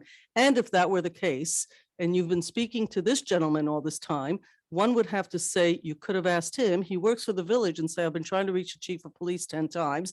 I go down, going down there this morning doesn't help us. All the material is already here, okay? So without even questioning whether it was 10 times or 9 times or 1 time or this morning, I have no reason to doubt you. But from where I sit, you've been speaking to our attorney who works in this village. And at no point do I believe you've said to him, I have tried to meet 10 times with the police, has he? So seriously, like it's, and the deputy, when he was deputy mayor, I'm sorry, I should use the appropriate, and now he's a deputy mayor. We had this conversation. I was there. It was translated to ask you to meet. And after that, the deputy mayor asked in the next round, did you all meet with the police? And the answer is, well, no. So honestly, I'm having a hard time with this storyline because we have bent over backwards here. We are a small village and every business that's here, 1 year, 10 years, 100 years is important to us. But the idea that nobody would speak to you and the idea that you went down is just really hard because you've been given so many opportunities. And at the end of the day, you're running a regulated business, a highly regulated business that sells alcohol, that's open late in the evening. And those businesses, when people buy them, frankly, I think our attorney has done a fabulous job in explaining things to you because it's actually your responsibility through your, he's not actually responsible to explain how things work for you, right? Your business, you're supposed to know how to run your business. He's bent over backwards on his dime and on his time and taxpayer time to explain to you how things work. We're still explaining how things work. I've now heard this 3 times and I keep hearing, I didn't know that, or I tried. If you were sitting in these chairs, you'd have the same reaction. Like, what is the big deal? If you want to go together, call him tomorrow morning and tell him you want to meet with him. It's not that hard. Lots of groups meet with the chief of police, lots of groups. Very usual here. So I'm having a hard time with this conversation. So I just want to say something real quick. Nobody here wants to not grant you this. We want you to have a good business, but we need you to play by the game and by the rules. And it's obviously not happening. And when, like the mayor's saying, repetitive conversations about the same thing, if you guys have to meet as a group, whatever you have to do, we want to see you do good. But we can't, as a board, grant these cabaret licenses if you're not playing by the rules. That's why the rules are there. The times are the times. So everybody asks for times. You're going to get what we've laid out, and that's, nobody gets anything different. All right, that's just the way it is. But we're not here to hurt your business. That's not our job. You know, we want to see you do good. We really do. Because you've stepped up and you've opened a business and you've taken that responsibility. But with that responsibility is a job of doing it correctly. All right. One more question. Mr. Stewart,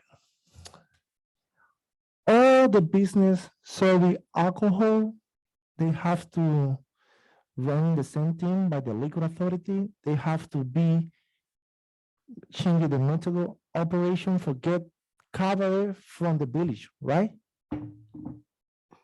Well, I'm not an expert in the state liquor authority, so Chief. I'm going to short circuit this conversation and get to the point.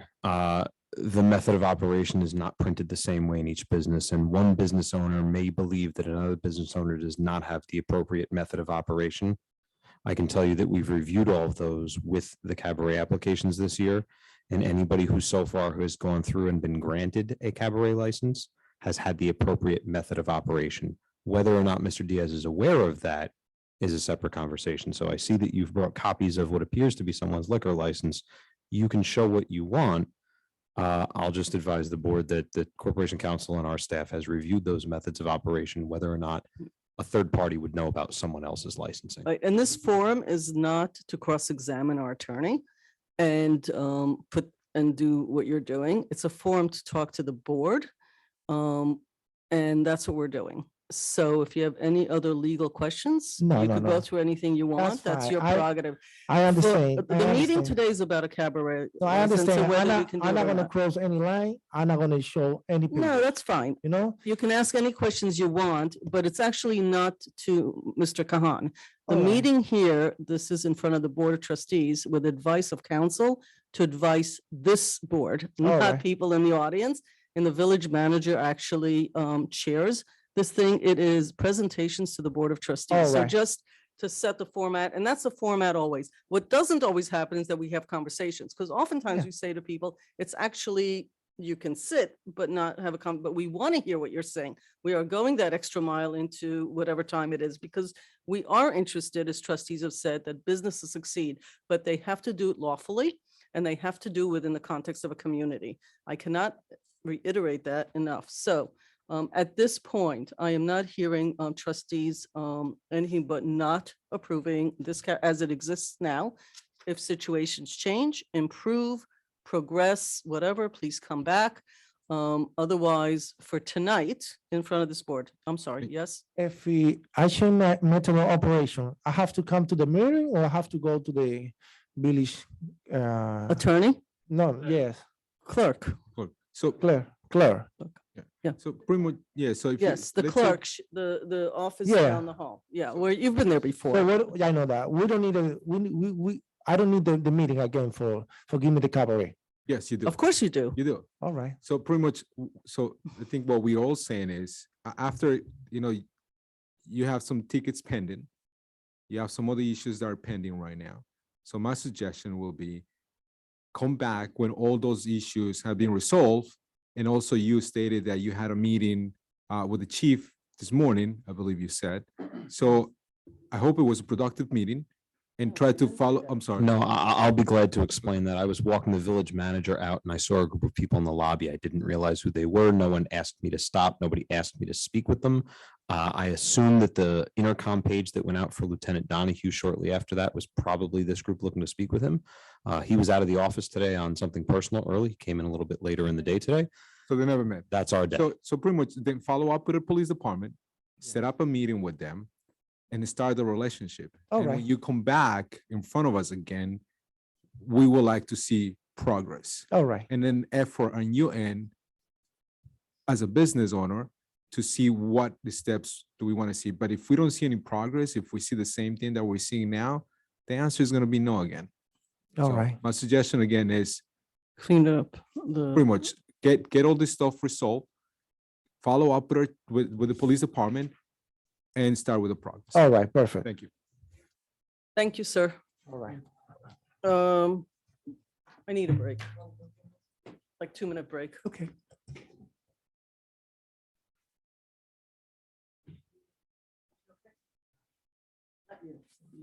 All right.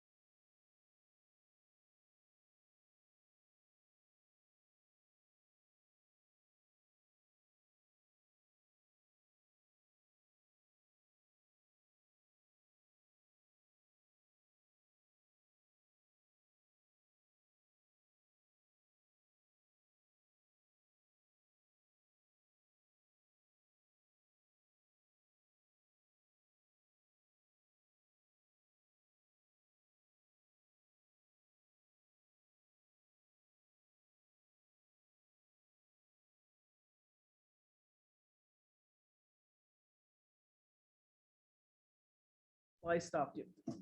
Perfect. Okay, we're back. Took a Thank break, you. need to stretch our legs. Mayor, next will be Sing Sing Kill Brewery's application. We have, I see, we have Mr. Jeffrey and we have former Mayor Garrity there. And so they can both join if they wish and being brought over. While they're coming in, just so the board knows, this is an application by Sing Sing Kill Brewery for a cabaret license. They did get a cabaret license granted last year for Sunday through Thursday, noon till midnight, Friday, Saturday, noon to 1 a.m. with live music, stand-up comedy, karaoke, etc. In this year's application, they are seeking the hours of noon until 2 a.m. The types of entertainment, however, are the same. No police reports, no issues. So the only issue is with regard to the time to be consistent with what we have done in the past. Okay, so I just went through this twice, so we'll go through it again unless. Microphone isn't on. So to be consistent, we have 1 a.m. So everything else seems fine, except the 1 a.m. And I believe that there are exceptions for certain, in our code, for certain We holidays. do have provisions that Right, each applicant can apply to the Right. village manager for an extension of time once every quarter. okay, so from my perspective, I'm gonna get some water, but there can be comments. So there's no chief? Nothing What's to the- add here. There's nothing?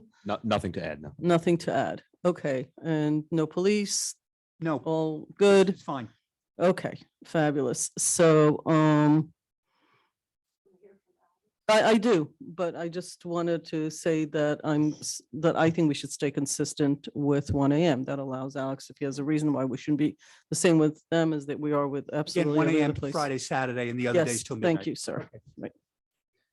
Okay, so who is, Alex or I see we have Alex Jeffrey there. If he wants to unmute and say anything. Alex, you're the only one, right? You've brought him over, right? So you have to unmute Alex if you want. Yes. Good evening. Thank you. I don't have anything specific to say, other than if there are questions directed towards us. Okay. I don't see any questions. Are there any questions? No, but we will only approve till 1 AM, like with everybody else. On those days that if you heard, if you heard what Stuart Kahan just said. Understood. Okay, Thank you, sir. Thank you. thank you. Next Uh, item. Last cabaret license for this evening is La Tusa Bar Restaurant, which is at 26 South Highland. Does not look like we have anyone here, so I'll just go through this one if I might. The board did grant a cabaret license to La Tusa last year. The hours were Sunday, Monday, Wednesday, Thursday, 9 till midnight, Friday, Saturday, 9 to 1 AM. The type of entertainment is pre-recorded or live music and floor show. Their application now goes Monday through Sunday, 9 AM to 4 AM. As I indicated to you, the 9 AM is well before we permit. It's noon is the earliest. 4 AM is well beyond the time. And they did not, in their application, list the types of entertainment that they're looking for. I should point out, though, that according to their method of operation, they are permitted to have a disc jockey or recorded music only. So any cabaret license that's granted would simply be for disc jockey or recorded music. We don't have any reports of any police activity with regard to this location. But as I noted, their starting and ending times for the cabaret are inconsistent, obviously, with the village code. But other than that, there does not seem to be any, objections with regard to this particular application. So there's no problem with the granting of the cabaret, even if it's not listed on the application, they got to follow what's on the SLA. I'm going by the method of operation that the SLA has, and that, as I said, is a disc jockey or recorded music. Okay, So and that's what would go into the application. I mean, I'm fine with that, and we just have to abide by our times. Chief, anything to add? No, nothing to add here either.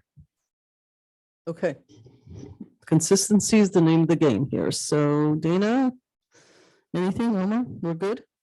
Thumbs up on this application? Fine, thank you, folks.